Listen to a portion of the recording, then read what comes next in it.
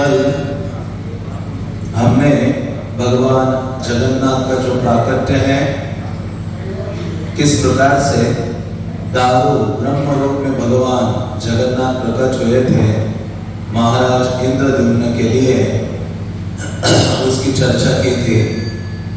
तो आज आगे भगवान की अन्य और प्राकट्य लीलाओं को चर्चा करेंगे।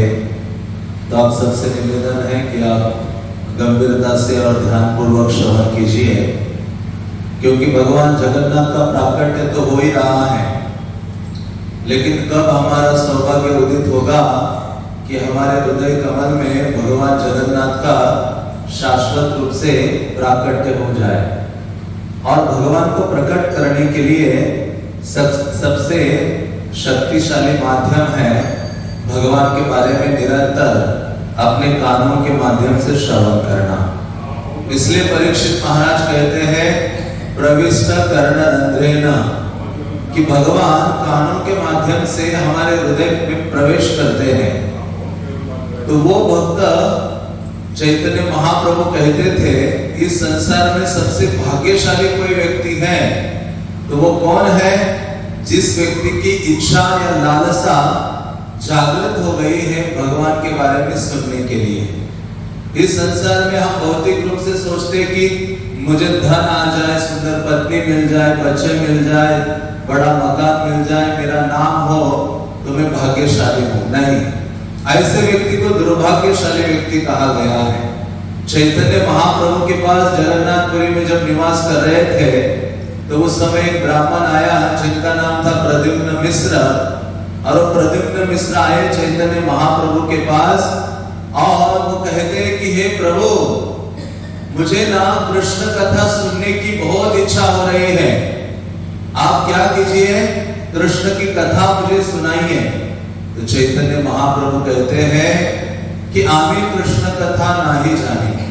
चैतन्य महाप्रभु बड़े विनम्र थे। चैतन्य महाप्रभु क्या करते थे, अपने दूसरे भक्तों का मान वर्धन करते थे। मतलब भक्तों को बढ़ा देने का ये भावना भगवान का है। जैसे विष्णुदेव का मान वर्धन किया, उन्होंने रथ का पहिया हाथ में उठाकर क्या अपनी प्रतिज्ञा तोड़ी, लेकिन भीष्म का मान वर्धन किया। तो भगवान का ये स्वभाव होता है, यदि कोई व्यक्ति भगवान की भक्ति में लगा है, सेवा में लगा है, तो भगवान क्या करते हैं, ऐसे व्यक्ति को ऊपर उठाते हैं, इतना बड़ा बना देते हैं।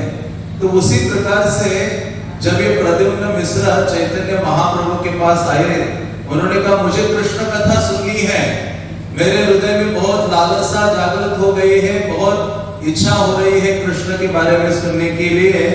तो चैतन्य महाप्रभु कहते मैं तो नहीं जानता हूँ, लेकिन मैं एक व्यक्ति को जानता हूँ जो कृष्ण कथा जानते हैं।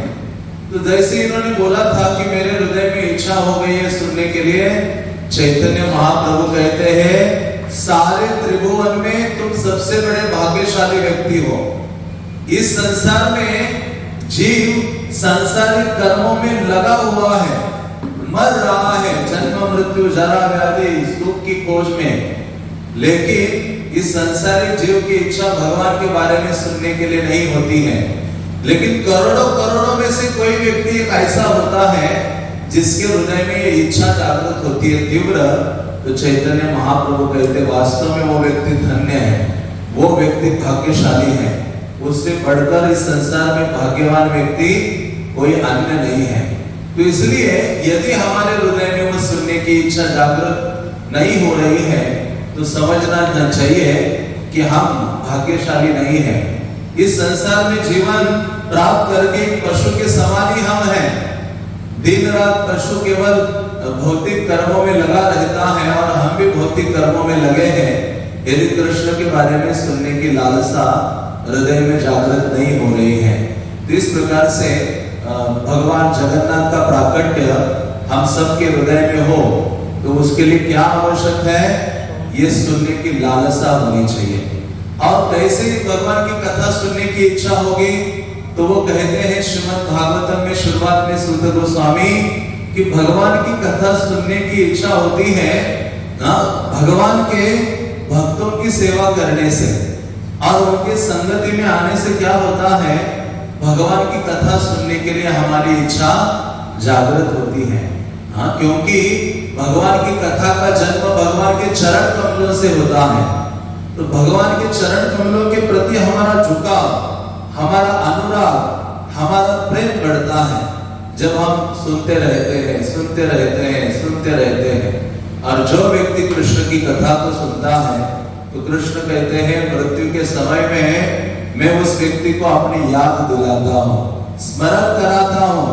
वो यदि वृद्धावस्था आ जाए, मेरा स्मरण नहीं कर भी पा रहा हो तो लेकिन भगवान ऐसी कृपा करते हैं कि उसको अपना स्मरण प्रदान करते हैं। तो ऐसी जो भगवत कथा है ये परम औषधि है। इसलिए परीक्षित महाराज कहते हैं भव औषधि स्तोत्र मनोभिरामा। इस संसार में भवरोग की औषधि ये कथा है और कोई चीज की आवश्यकता नहीं है। जैसे मैंने कल भी इस चीज पर जोर दिया था कि इस्कॉन के मंदिर केवल इसीलिए बनाए गए हैं, लोग आए और कथा सुने। भगवान को क्या देख सकते हैं भौतिक आंखों से? नहीं देख से ना समझ सकते हैं, ना उनकी सेवा कर सकते हैं। लेकिन जब सुनेंगे तो भगवान को जाने के भी और उनकी सेवा करने की भावना हमारे हृदय में बढ़ेगी। तो इसलिए कहा गया है कि ऐसा श्रवण ही क्या है, हमारे भौतिक बीमारी की एकमात्र दवा है। इसलिए देखो रुक्मिणी देवी को जानते हैं आप, कृष्ण की 16,108 में से जो प्रथम भार्या है, कैसे उन्होंने कृष्ण को स्वीकारा अपने जीवन में, कैसे स्वीकारा? कभी देखा नहीं था उन्होंने भगवान को। नारद मुनि भीष्मक के पास जाते थे, उनके जो पिता थे राजा भीष्मक, और नारद मुनि जाकर कृष्ण के बारे में वर्णन करते थे तो ये जो रुक्मिणी है वो भी आकर बैठ जाती थी, सुनती थी। इतना सुन सुन के कृष्ण से इतना प्रेम हो गया कि कृष्ण के लिए एक प्रार्थना लिखी, निवेदन लिखा उन्होंने, और कृष्ण उनके निवेदन को स्वीकार करने के लिए उनको लेने के लिए आ जाते हैं। हाँ, तो इस प्रकार से वो कहती है कि हे कृष्ण, आपका ये जो श्रवण है ना, वही उसी ने, उसके द्वारा ही मैं आपके प्रति आकर्षित हो गई हूँ। तो भागवत में तो हजारों उदाहरण है, लेकिन रुक्मिणी देवी का बहुत बड़ा उदाहरण भागवत प्रस्तुत करता है कि केवल श्रवण करने मात्र से रुक्मिणी ने कृष्ण को प्राप्त कर दिया, जिसके कारण कृष्ण दौड़ते हुए आए, रुक्मिणी को उठाया और रथ में सवार करके उसको लेकर चले गए। तो हम भी चाहते हैं कि हमें भी कृष्ण लेके जाए अपने साथ। हाँ, तो उसके लिए लेकिन क्या चाहिए? सुनना पड़ेगा। कृष्ण के बारे में नहीं सुनोगे, संसारी चीजें सुननी पड़ेगी। हाँ, दुर्जन लोगों की कड़वी बातें सुननी पड़ेगी। आपका चयन है, भगवान के बारे में सुनो या माया के विचारों के बारे में सुनो, सुनना तो पड़ेगा ही। तो इसलिए कल हमने सुना था कि किस प्रकार से भगवान महाराज इंद्रद्युम्न के लिए प्रकट हो गए थे। तो इंद्रद्युम्न ने देखा कि अरे ये कैसे भगवान है जगन्नाथ, जिनके ना हाथ है ना पांव है। हाँ, उनको लगा ये मैंने अपराध कर दिया, ये आधी अधूरी मूर्तियां हैं। लेकिन नहीं, भगवान की आधी अधूरी मूर्तियां नहीं है। कृष्ण के जगन्नाथ का जो स्वरूप है वो पूर्णतम है। हाँ, इतना पूर्ण है वो। तो नारद मुनि ने कहा अरे इंद्रद्युम्न, आपको ये सोचकर दुखी मत हो कि भगवान जगन्नाथ के विग्रह आधे अधूरे हैं। नहीं, ये जो उनका रूप है ना बलदेव सुभद्रा के साथ, ये बहुत विशेष रूप है। और ये केवल भगवान ने नारद मुनि की प्रार्थना से जगत के जीवों को पावन करने के लिए प्रस्तुत या प्रकट किया है। तब नारद मुनि उनको एक विशेष कथा सुनाने लगे। उन्होंने कहा कि देखो ये जो रूप है भगवान ने और दो जगह प्रकट किया था। एक तो द्वारका में प्रकट किया था और एक उन्होंने वृंदावन में प्रकट किया था ये जो स्वरूप है। तो वो कहते हैं कि वैवस्वत मनवंतर का 21वां दिव्य युग के बाद जो द्वापर युग आता है उसकी ये कथा है, जब कृष्ण द्वापर युग में द्वारका में अपने 16,108 रानियों के संग में निवास कर रहे थे। और भगवान जब वो निवास कर रहे थे तो सारे ऐश्वर्य से संपन्न थे। और सारे महलों में एक साथ विद्यमान थे। नारद मुनि को एक बार लगा कि अरे कृष्ण ने इतने स्त्रियों से विवाह कर दिया, राजकुमारियों से, उनका गृहस्थ जीवन कैसे चल रहा है जरा जाके देखता हूं। हाँ, 16,108 रानियों के पास जाने में शायद कृष्ण को 16,108 दिन लगते होंगे। नारद मुनि सोचते जाके देखता हूं गृहस्थ जीवन क्या चल रहा है। भगवान तो भगवान है, भगवान षड ऐश्वर्यों से पूर्ण है। तो नारद जब गए, और नारद का एक कारण भी ये था द्वारका जाने का, क्योंकि उनको शाप मिला था दक्ष से, क्योंकि दक्ष के सारे जो पुत्र थे उनको उन्होंने भक्त बनाकर, ब्रह्मचारी बनाकर वो कर दिया था, भेज दिया था भगवान के पास। जैसे होता है ना, कई माता पिता इस्कॉन के भक्तों को गालियां देते हैं कि हमारे बच्चे पढ़े लिखे, हमने IIT करवाया, सब कॉलेज पढ़ाए, और इन लोगों ने उनको ब्रह्मचारी बनाकर मंदिर में रख दिया, लगे हुए हैं कृष्ण की सेवा में। पर आप माता पिता गालियां देते हैं। जैसे प्रभुपाद कहते थे, जैसे नारद मुनि को शाप मिला था दक्ष के द्वारा, उसी प्रकार से मुझे भी शाप मिला है। नारद मुनि को क्या शाप दिया था कि सारे बच्चों को ब्रह्मचारी बनाकर भगवान की सेवा में लगा दिया तो तुम एक स्थान में नहीं रह पाओगे। तो उसी प्रकार से प्रभुपाद कहते हैं मुझे भी सभी का शाप लगा है, मैं भी एक स्थान में नहीं रहता हूँ। तो प्रभुपाद के पास तो पूरे विश्व में 108 मंदिर थे, और हर मंदिर में बड़ी सुंदर व्यवस्था थी रहने की, लेकिन प्रभुपाद कभी रहते नहीं थे, 1-2 दिन रहते थे, तुरंत दूसरी जगह जाना पड़ता था।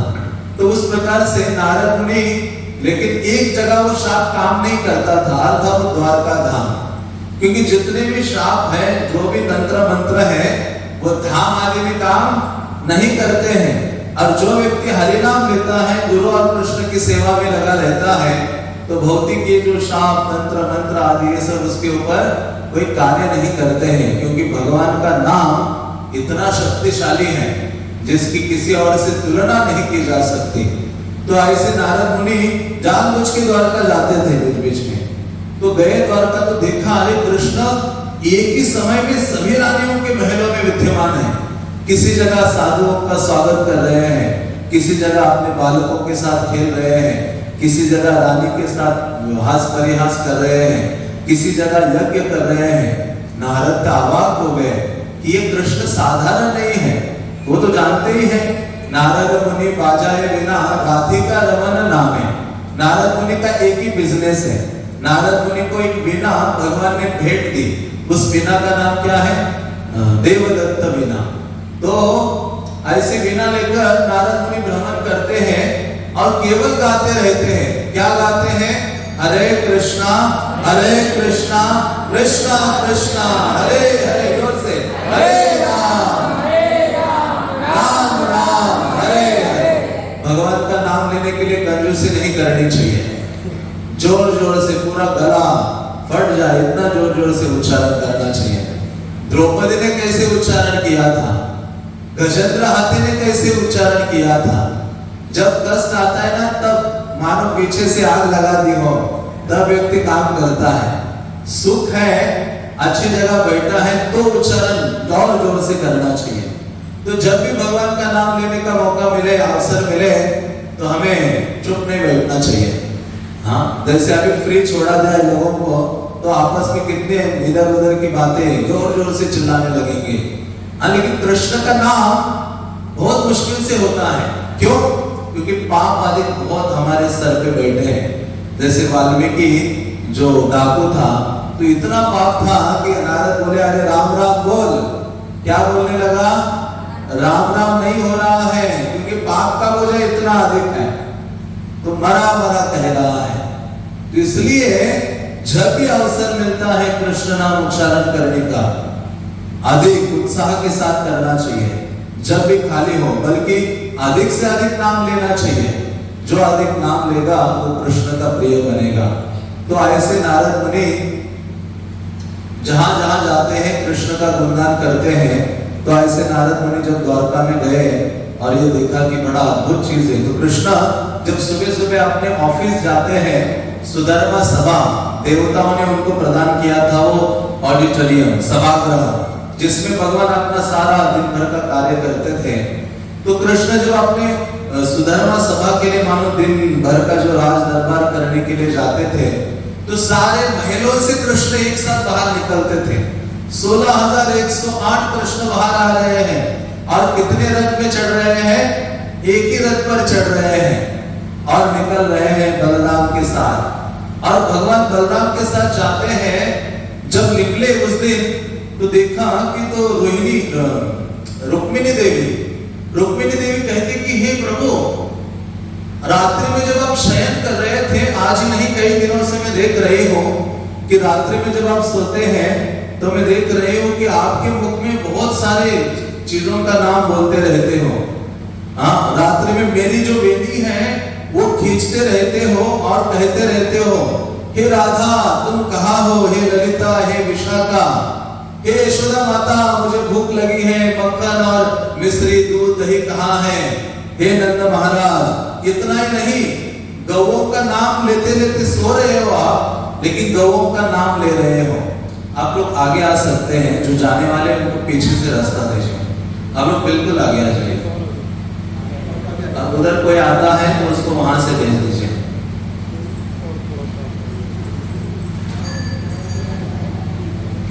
तो हम कहाँ थे, किसको याद है? हम कहाँ थे अभी? रुक्मिणी देवी, कृष्णा भी ऑफिस निकले हैं और रुक्मिणी देवी उनको कहती हैं कि हे प्रभु, मैं देख रही हूँ बहुत दिनों से जब भी आप सोते हैं रात्रि में, तो रात्रि में सोते हैं तो जोर जोर से पुकारते रहते हो। कल रात्रि में तो आपने मेरी बेनी पकड़ी और खींच रहे हैं और कह रहे हैं, हे राधिका, हे राधिका, हे ललिता, हे विशाखा, हे चंपकलता, ऐसे बोल रहे हो। ये कौन है? ये राधा रानी कौन है? ये ललिता विशाखा। इतना ही नहीं, आप यशोदा यशोदा कह रहे हो अपने शयन में, और कह रहे हो कि हे यशोदा मुझे भूख लगी है, मुझे माखन चाहिए, दही चाहिए, आदि आदि चाहिए, कई चीजें चाहिए। तो ये कौन है यशोदा? इतना ही नहीं, वो कहते हैं आप तो कई अन्य भगवान जब रात्रि में इतने, क्योंकि कृष्ण द्वारका में सो तो रहे थे, लेकिन द्वारका में उनको नींद नहीं आ रही थी। द्वारका उनको भा नहीं रहा था। क्या आकर्षित कर रहा था उनको? वृंदावन आकर्षित कर रहा था। क्या आकर्षित कर रहा था? वृंदावन।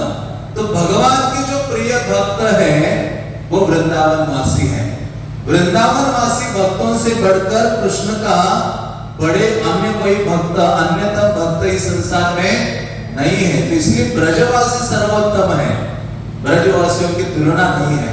तो कृष्ण इतनी उनकी सेवा, उनकी इतनी स्वीकार थी बचपन से, इतना प्रेम ब्रजवासी करते थे। ब्रजवासी अपने बच्चों से जितना प्रेम नहीं करते, उतना प्रेम किससे करते थे? कृष्ण से करते थे। दूध दही मक्खन बनाते थे इसी भावना से, कि कृष्ण आ जाए चोरी करने के लिए, ये भाव होता था। कृष्ण आ जाए और हमारे घर में खा ले, इस भावना से सारे कार्य करते थे। इवन जो गाय है वृंदावन की, वो अपने बछड़ों को दूध पिलाती नहीं थी जब तक कृष्ण ना दिखाई दे हो। कृष्ण को देखती थी, उसके पश्चात बछड़ों को वो दूध पिलाया करती थी, गाय भी। तो भगवान गायों का भी नाम सोते सोते द्वारका में ले रहे हैं। हे पीतांबरी, हे धवली, ऐसे कई सारे नाम ले रहे थे। तो भगवान अपने सखाओं को भी पुकार रहे थे, हे श्रीराम, हे मधुमंगल आदि। तो ये रुक्मिणी कहती है, अरे हम विवाह होकर इतने साल गुजर गए, हमारा नाम तो कभी नहीं लिया। इसका मतलब हमारी सेवा में कुछ ना कुछ कमी है। इतना ऐश्वर्य द्वारका में है, इतनी ऐश्वर्य के साथ हम सेवा करते हैं, लेकिन ये वृंदावन वासियों का नाम कैसे ले रहे हैं, क्यों ले रहे हैं? तो रुक्मिणी देवी कृष्ण को पकड़ती कि आप बताइए। कृष्ण कहते देखो अभी मैं ऑफिस जाने के लिए लेट हो रहा हूँ। आगे नहीं, तुम जाकर किसको पूछो? रोहिणी माता से पूछो। रोहिणी माता जो बलराम की माँ है, उनको पूछो कि ये सब क्या है। तो कृष्ण और बलराम चले जाते हैं। तो रुक्मिणी देवी रोहिणी माता के पास जाती है और रोहिणी माता को निवेदन करती है। रोहिणी माता को कहती है कि हे रोहिणी माता, आप हमें बताइए ये वृंदावन वासी जो लोग हैं वो क्या तंत्र मंत्र जानते हैं क्या? ये कृष्ण के ऊपर कुछ तंत्र मंत्र जादू कर दिया है, वो सोते हुए भी उनका ही नाम उच्चारण करते रहते हैं। इसलिए जो भक्त भगवान का नाम जप करता है, भगवान उसके नामों का जप करते हैं। शास्त्र कहते भगवान भी माला रखते हैं हाथ में। जब कृष्ण वृंदावन में थे तो गायें चराने के लिए जाते थे, तो गायों का भगवान ने ग्रुप बनाया था, 108 दल बनाए थे, ग्रुप बनाए थे 108। और भगवान के पास एक माला होती थी जिसमें 108 गायों के जो ग्रुप थे उनका एक एक लीडर का नाम था। भगवान उनका नाम जप किया करते थे गायों का। और एक नाम जब एक बोलेंगे गाय का नाम तो सारा हजारों गायें एक साथ आकर खड़ी हो जाएंगी। भगवान लाखों गौओं को चराने के लिए ले जाया करते थे। नंद महाराज के घर में 9 लाख गायें थी। तो भगवान अपने भक्तों का नाम जप करते हैं। यदि उनका भक्त क्या करता है, कृष्ण के नाम का जप करता है। हरे कृष्णा कृष्णा कृष्णा हरे हरे, हरे राम राम राम हरे हरे। तो जैसे रोहिणी माता को बोला रुक्मिणी देवी ने, तो उन्होंने कहा आप बताइए। तो रोहिणी माता, तो क्योंकि रोहिणी माता ने तो ब्रज में रही है, बलराम का जन्म कहाँ हुआ था? ब्रज में ही हुआ था। कृष्ण का बाल्य लीलाएं, बलराम की बाल लीलाएं, उन सब की साक्षी ये रोहिणी माता थी। आपने आंखों से देखा था। जैसे रुक्मिणी देवी ने पूछा ना ब्रज के बारे में, रोहिणी माता का हृदय भर आया। रोहिणी माता की आंखों से आंसू बहने लगे और वो वृंदावन की कहानी सुनाने लगी। वो कहती है वृंदावनम सर्वकालम सुखावह। वृंदावन क्या है? सभी समय में सुख प्रदान करने वाला है। इतना अद्भुत स्थान है वृंदावन, जहां का रज रज कृष्ण प्रेम से सिक्त है। जैसे कल मैंने कहा था कि आपको जगन्नाथपुरी में गए हो और जगन्नाथ की कृपा आपको प्राप्त करनी है तो क्या करना पड़ेगा? 2 कार्य करने पड़ेंगे। एक कार्य क्या था?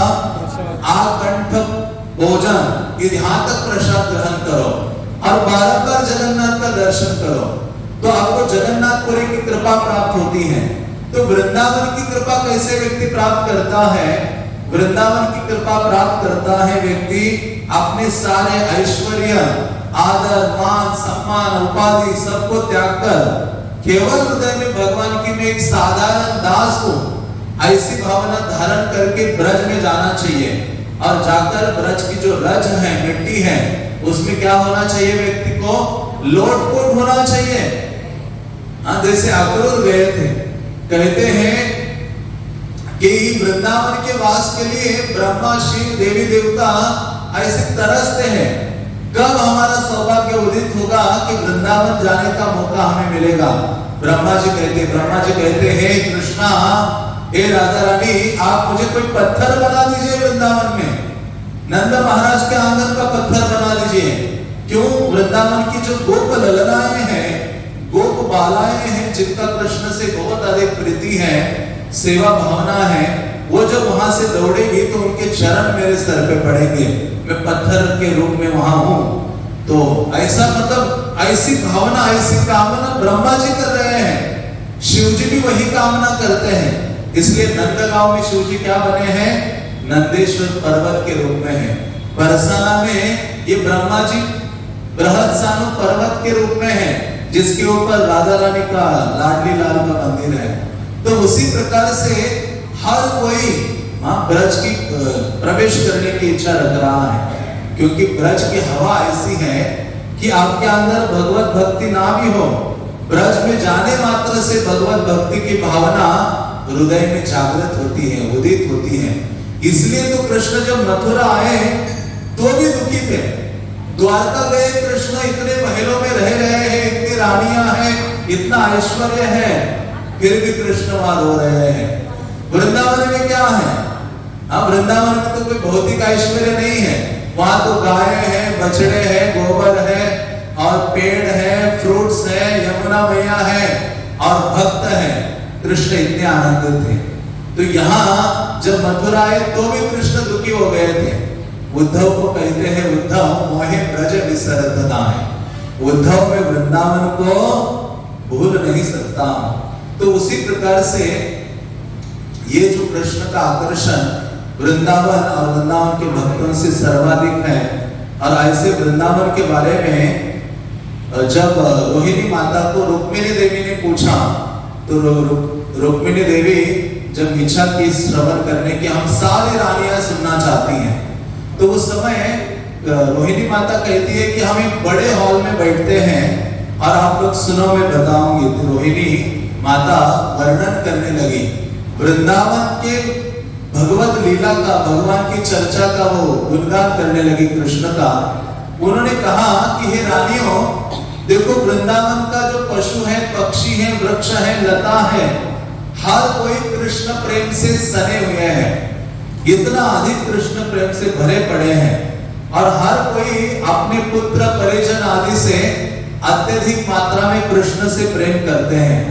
हाँ, तो भगवान वहां साधारण गोपवेश धारण करते हैं, वैजयंती माला पहनते हैं, मोर मुकुट लगाते हैं, बांसुरी का वादन करते हैं।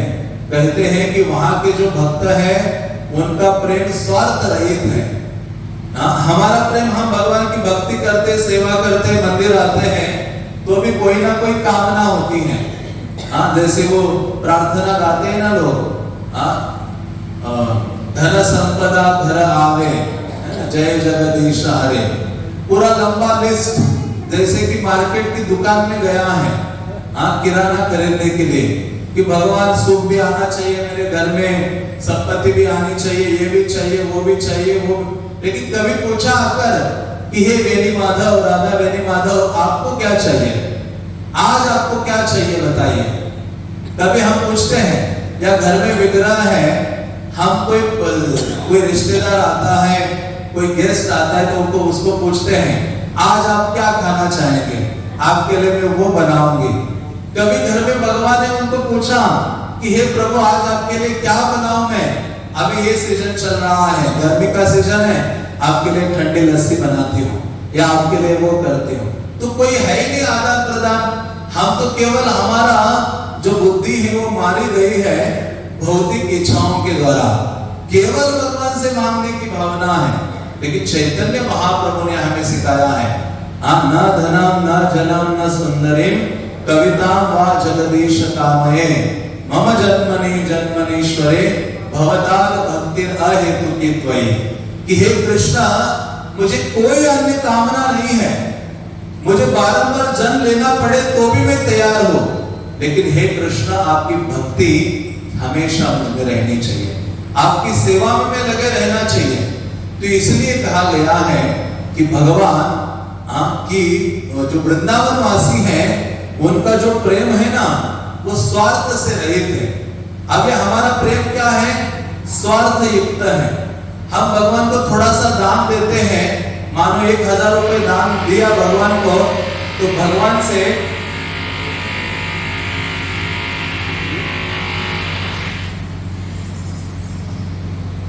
तो मानो 1000 रुपए मानो भगवान को हमने दान दिया, तो भगवान से कई हजारों की अपेक्षा हम रखते हैं। तो इसलिए जो भक्त होता है वो ड्रिल का तो भगवान से कुछ कामना नहीं करता। इसलिए रूप गोस्वामी कहते हैं अन्याभिलाषिता शून्यम, कि जो भगवत भक्ति है सारे अभिलाषाओं से रहित होनी चाहिए। इसलिए गोपियों की कोई कामना नहीं थी, वो सब केवल भगवान की सेवा करना चाह रहे थे। तो इस प्रकार से उन्होंने कहा वृंदावन के भक्तों की कोई अपेक्षा नहीं है, कृष्ण की वो सेवा करना चाहते हैं। लेकिन हे रानियों, आपका प्रेम निस्वार्थ भावना से भरा नहीं है, आप सबका प्रेम स्वार्थ युक्त प्रेम है।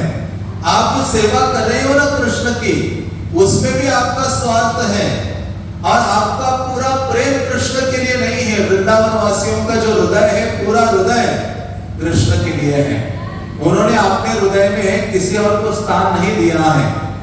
रोहिणी माता कहती कि हे रानियों, आपके हृदय के 12 टुकड़े हो गए हैं। कितने टुकड़े हो गए हैं? 12 टुकड़े हो गए हैं। 10 तो आपको पुत्र है और एक कन्या है, और जो 12वां भाग है मानो तब आप कृष्ण से प्रेम करती हैं। जैसे होता है ना, जब बच्चा हो जाता है तो पति से प्रेम कम हो जाता है, बच्चे पे थोड़ा प्रेम होता है ना ज्यादा, फिर पति से थोड़ा होता है। तो उसी प्रकार से कहते रानियों, आपका प्रेम कृष्ण से 12वां भाग है, और आप प्रेम करते भी हो तो उसके द्वारा कुछ चाहती हो। तो जब रोहिणी माता ये चर्चा कर रही थी, उन्होंने कहा देखो मैं बहुत कुछ सुनाऊंगी, लेकिन कृष्ण और बलराम कभी भी आ सकते हैं यहाँ। हाँ, तो कृष्ण और बलराम जैसे आ जाए, कोई तो हो जो दरवाजे में खड़ा हो जाए, क्योंकि कृष्ण का एक स्वभाव है। क्या स्वभाव है? नारद मुनि एक बार वैकुंठ में गए, भगवान से पूछते कि हे भगवान, मैं तो सारे पृथ्वी में भ्रमण करता हूँ और सब लोग मुझे पूछते कि भगवान कहाँ निवास करते हैं। तो भगवान को नारद कहते, भगवान आप वास्तव में रहते कहाँ हो बताओ। तो नारद मुनि को भगवान कहते हैं, नाहम तिष्ठामि वैकुंठे योगिनां हृदयेषु वहां। ना मैं वैकुंठ में निवास करता हूँ, ना योगियों के हृदय में निवास करता हूँ। यत्र गायन्ति मद्भक्ता तत्र तिष्ठामि नारद। हे नारद, जहाँ मेरे भक्तगण मेरा नाम उच्चारण करते हैं, मेरी चर्चा करते हैं, कथा करते हैं, उस स्थान में मैं उपस्थित होता हूँ। भगवान उस स्थान में है। जब भी भगवान की चर्चा होती है, भगवान वहां खड़े होकर या बैठकर सुन रहे हैं, देख रहे हैं कौन कौन बैठा है, कौन कौन सुन रहा है, देख रहे हैं कि नहीं देख रहे मेरे माधव। हाँ, तो जहाँ कथा होती है वहां कृष्ण है, और वो वहां से देख रहे, राधा रानी हंस रही है, कौन कौन सुन रहा है। हाँ, कोई सोच रहा है कि अभी बहुत हो गया, कब खत्म होगी कथा। हाँ, तो हमारे तो मनोभाव अलग अलग होते हैं।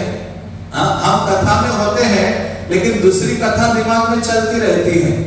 एक माताजी थी जो कथा में बैठे थे, और एक महाराज जी प्रवचन कर रहे थे, प्रवचन दे रहे थे बड़ा जोर शोर से, और अपनी गर्दन ऐसे हिला हिला के प्रवचन दे रहे थे। तो वो जो माताजी बैठी थी, वो देख देख के रोने लगी, कथा में रो रही थी। तो अभी जो प्रवचन करता है वो सोचने लगे, मेरा जीवन धन्य हो गया, मेरे प्रवचन में एक माताजी कम से कम रो पड़े। हाँ, मेरा जीवन धन्य है। तो जब प्रवचन खत्म हो गया, महाशय अपने आसन से उतरे नीचे, और नीचे उतरकर वो माताजी आई और कहते, इन्होंने पूछा, अच्छा आप इतनी क्यों रो रहे थे? क्योंकि क्या कहे महाराज जी, इसलिए बहुत रोना आ रहा था, क्योंकि आप जब प्रवचन दे रहे थे बार बार आपकी गर्दन हिल रही थी, आपकी जो दाढ़ी है ना वो भी हिल रही थी, और कल मेरी जो बकरी वो गुम हो गई, उसकी भी छोटी सी दाढ़ी थी बकरी की, और वो बकरी की याद मुझे सता रही थी पूरे प्रवचन के समय में।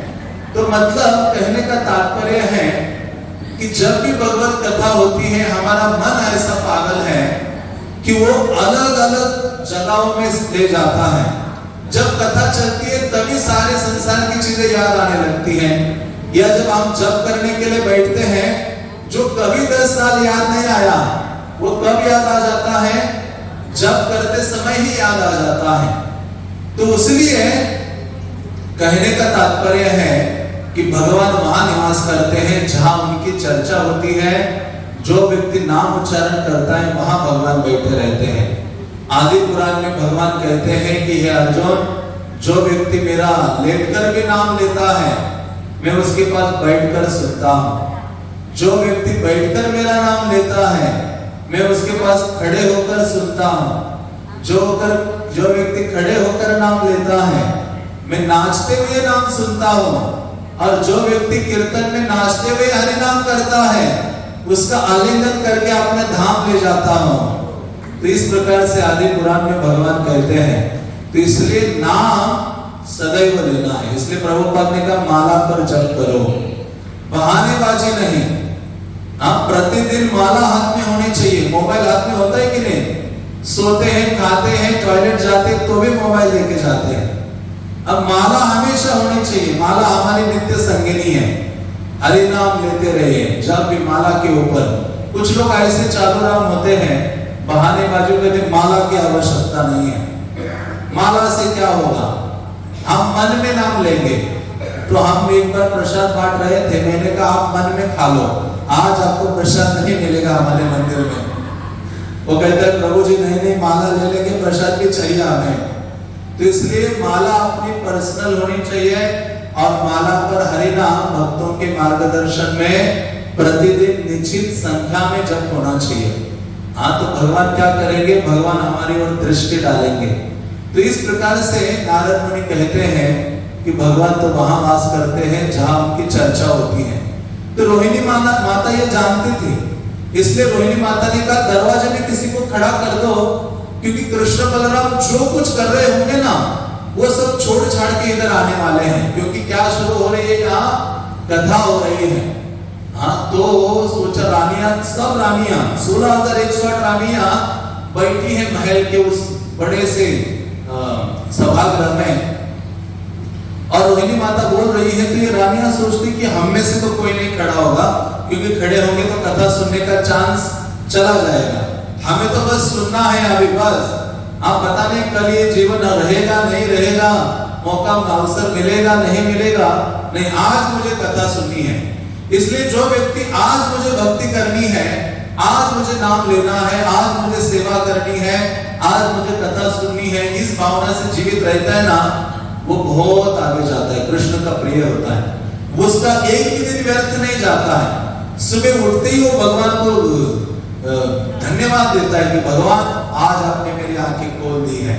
नहीं तो जैसे इंग्लैंड की रानी थी, वो रात को सोई, सुबह उसकी दासी गई उसको उठाने, तो वो रात को मरी हुई मिली। तो जैसे आप बोलती हैं भगवान का स्मरण करना चाहिए। भगवान आज भी आपने मुझे एक और दिन दिया कथा सुनने के लिए, सेवा करने के लिए, दर्शन करने के लिए, नाम जप करने के लिए, आज मुझे करना है। ऐसा रोज हमें तैयार होना चाहिए। तो वो व्यक्ति कभी भक्ति में आलसी नहीं रहेगा, हमेशा भक्ति सेवा में लगा रहेगा उत्साह से। तो ऐसे ही सारी रानियां ने कहा अच्छा हम तो नहीं खड़े होंगे। तो देखा ये सुभद्रा वहां से गुजर रहे थे, तो सुभद्रा को बोला हे सुभद्रा, सुभद्रा रुको, तुम क्या करो, दरवाजे में खड़ी हो जाओ, हम तुम्हें ना अच्छे अच्छे कंगन देंगे, अच्छे अच्छे कपड़े देंगे तुम्हें पहनने के लिए, तुम क्या हो जाओ, दरवाजे में खड़े हो जाओ, और जैसे ही कृष्ण बलराम आएंगे तो क्या करो, हमें बता दो। तो सुभद्रा देवी तैयार हो गई। भगवान के अंतरंग शक्ति है, योग माया है। तो सुभद्रा देवी वहां खड़ी हो गई दरवाजे में, और यहाँ जो रोहिणी माता है वो कथा श्रवण कराने लगी। तो रोहिणी माता बताने लगी, बहुत सारी कृष्ण की वृंदावन की सारी लीलाओं का वो वर्णन करती हैं। और उनमें से जब चर्चा कर रही थी तो उस समय कृष्ण और बलराम जब बाहर गए थे सुधर्मा सभा भवन में, तो वहां से कृष्ण कहते आते बलराम कुछ तो कथा हो रही है वहां, चलो। जल्दी जल्दी उन्होंने अपना सब काम बंद कर दिया और कृष्ण बलराम वहां से निकल पड़े। निकले तो सुभद्रा देवी भी इतनी निमग्न हो गई थी सुनने में, कृष्ण बलराम आ गए और सुभद्रा देवी के पास खड़े हो गए। और सुभद्रा देवी भी, क्योंकि कृष्ण कथा ऐसी लुभावनी है कि व्यक्ति निमग्न हो जाता है भगवान की इस कथा को सुनने में, तो सुभद्रा देवी को ध्यान ही नहीं रहा कि कृष्ण और बलराम आएंगे तो उनको बताना है। सुभद्रा देवी ने ना कृष्ण को देखा ना बलराम को देखा। सुभद्रा देवी की आंखें बिल्कुल रोहिणी माता की तरफ थी जहां वो कथा का श्रवण करा रहे थे। तो ऐसी सुन रही थी, तो क्या सुना उन सबने, बहुत सारी चीजें सुनी। उनमें से लीला वो कह रहे थे, उन्होंने कहा कि एक समय में नारद मुनि जब द्वारका आए थे तो उस समय वसुदेव और देवकी को याद दिलाया, क्योंकि वसुदेव जब कारागृह में थे और कृष्ण का जन्म हुआ तो वसुदेव ने लाखों गायें उस समय मन में ही दान कर दी थी। लेकिन जब कंस का वध किया उसके बाद उन्होंने गाय दान करनी चाहिए थी, लेकिन भूल गए। तो नारद जब द्वारका आए तो नारद मुनि ने याद दिलाया कि आपको गौओं का दान करना चाहिए, आपने तो मन में दान कर दिया था। तो प्रभास में जाकर दान कीजिए, यज्ञ कीजिए, कृष्ण वहां गौओं का दान करेंगे। तो ये निश्चित हुआ कि कृष्ण वसुदेव देवकी आदि ये सब प्रभास क्षेत्र में यज्ञ करेंगे, और उस यज्ञ में सभी को आमंत्रण देने के लिए नारद मुनि को भेजा कि वहां कृष्ण गौओं का दान करने वाले हैं और महान यज्ञ होगा, उसमें भाग लेने के लिए सब राजाओं को बुलाया गया। तो जो नारद मुनि है उनको भेजा गया सबको आमंत्रण देने के लिए। लेकिन ये कंस की जो माता थी ना पद्मावती, जिसका नाम पद्मा या पद्मावती था, वो वृंदावन वासियों के प्रति बड़ा द्वेष ईर्ष्या करते थे। कहती थी कि ये कैसे ब्रजवासी हैं, हमारे छोटे बच्चे को कभी ये यशोदा कभी वो भूखा उसको गाय चराने भेजते थे, दिन भर उसके पाँव में कांटे कंकड़ पत्थर सब भर जाते थे, वो बेचारा दिन भर घर में चराता था। देखो कृष्ण कितना पतला हो गया है। और वो बड़ा ये करते थे, वृंदावनवासी को प्रताड़ित करते थे। तो नारद मुनि को पद्मावती ने या पद्मा ने कहा सबको आमंत्रण दो, लेकिन वृंदावन के लोगों को आमंत्रित मत करो। तो ये नारद मुनि सब जगह आमंत्रण देकर यमुना के किनारे गए, वहां पानी पी रहे थे। पीकर जब चलने लगे तो सामने नंद महाराज का महल दिखाई दिया, उसमें गए तो यशोदा माता ने देखा। तो यशोदा माता ने कहा बैठिए, और यशोदा माता कहती आपको भूख लगी है? नारद मुनि कहते हाँ माता मुझे भूख लगी है। तो नारद मुनि बहुत सारा प्रसाद खाते हैं। तो नारद कहते कि ऐसा इतना अद्भुत व्यंजन तो मुझे द्वारका में भी खाने को नहीं मिले। तो माता यशोदा कहती अच्छा तुम द्वारका से आए हो, हमारा लाला कैसा है, महाकृष्ण कैसे है? क्योंकि यशोदा माता इतना क्रंदन करते थे, ऐसे कहा जाता था उनके आंसुओं से एक पानी ऐसे घर के सामने से दूर तक बहता जाता था, इतना विरह था, इतनी आंसुओं की धारा बहती थी कृष्ण के विरह में। तो यशोदा माता को जब पता चला ये द्वारका से आए हैं और द्वारका में मेरे कृष्ण हैं, तो कृष्ण के बारे में पूछने लगी। तो नंद महाराज आए हैं और वो कहने लगे, नारद मुनि कहते अच्छा कृष्ण तो बड़ा यज्ञ करने जा रहे हैं, उन्होंने तो सबको आमंत्रण दिया, आप लोगों को बुलाया क्या वृंदावन के भक्तों को? तो नंद यशोदा कहते हमें तो नहीं बुलाया। तो यशोदा माता थोड़ी दुखी होती है। तो नंद कहते अरे माता पिता को आमंत्रण की जरूरत नहीं है, कल ही हम चलेंगे द्वारका के लिए। तो ये सारे दूध दही मक्खन सब कुछ लेके निकल पड़े। अब क्योंकि कृष्ण को क्या क्या अच्छा लगता है वो सब उन्होंने भरा और ये निकल पड़े। तो नारद मुनि पहले ही द्वारका में पहुंच गए। तो नारद मुनि को पूछा क्या सब जगह आमंत्रण देकर आ गए? नारद कहते हाँ सब जगह मैंने बताया, मैंने वृंदावन जाकर ही बोल दिया, आपने मना किया था लेकिन मैं बोल के आया हूँ। ये जो कंस की माँ थी जो वृंदावन के भक्तों से बड़ा ईर्ष्या द्वेष रखती थी, उन्होंने कहा अच्छा ये वृंदावन के लोग नहीं आने चाहिए यहाँ यज्ञ में। उन्होंने सैनिकों को लगा दिया कि उनको प्रवेश मत कराओ इधर अंदर, और उसको इतना ये था कि सैनिक लोग उसको अंदर अलाउ करेंगे वृंदावन वासियों को। तो ये पद्मा रात को सोई नहीं, खुद जाकर वहां खड़ी हो गई। और जैसे यशोदा नंदा आदि वृंदावन के भक्तगण आ गए, उनका स्वागत नहीं किया, उनको कई ऐसे अपशब्द बोलने लगी और उनको जाने नहीं दे रही थी आगे जहां यज्ञ हो रहा था, कृष्ण आदि उपस्थित थे।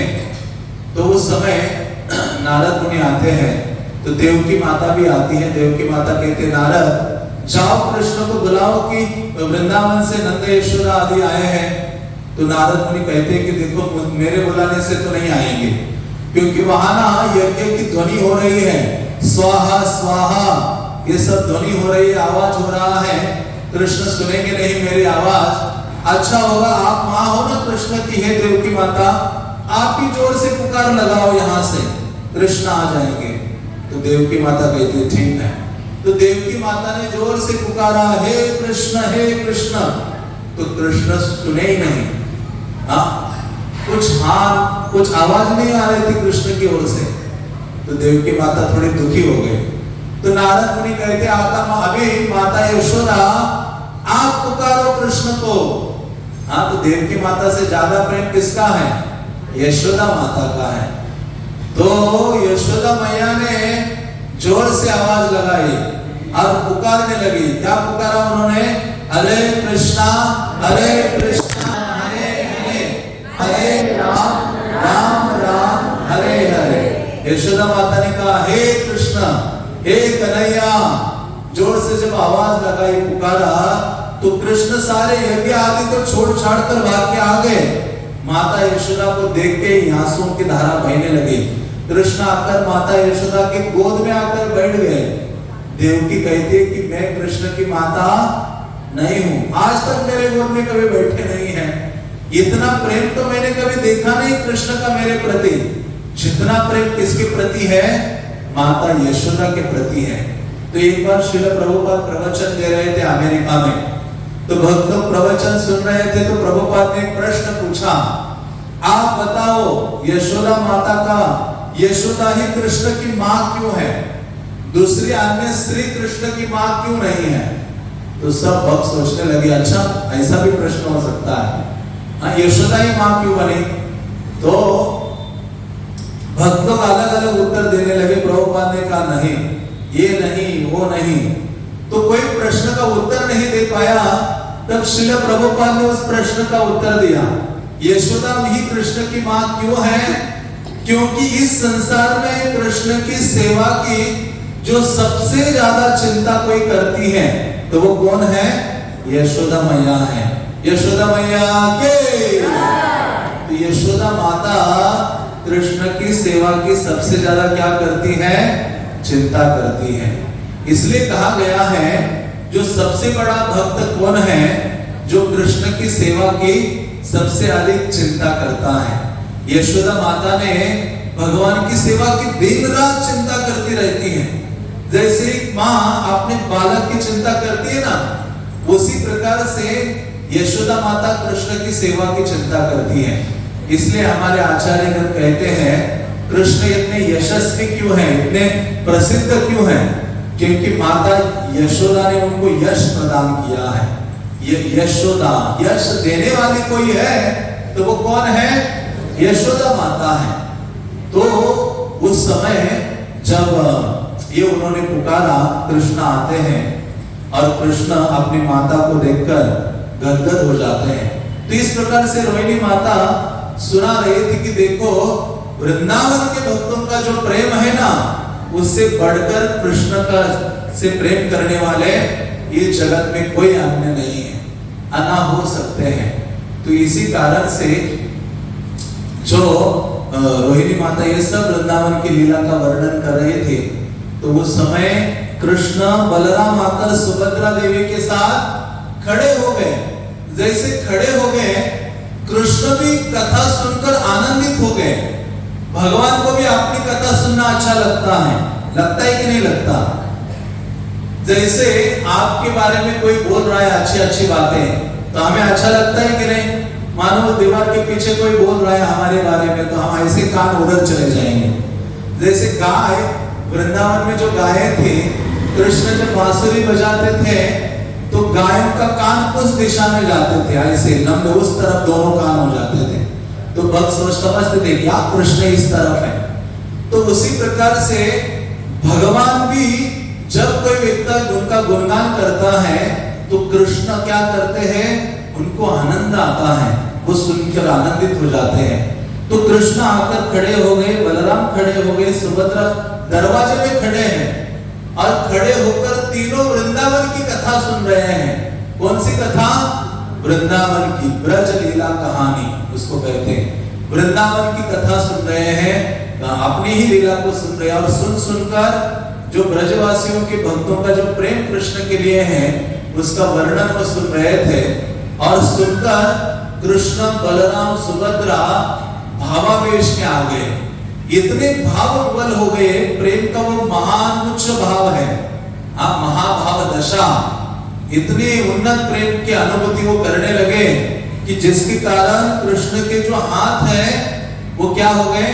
अंदर जाने लगे। कृष्ण के पांव अंदर जाने लगे, उनकी आंखें बड़ी होने लगी।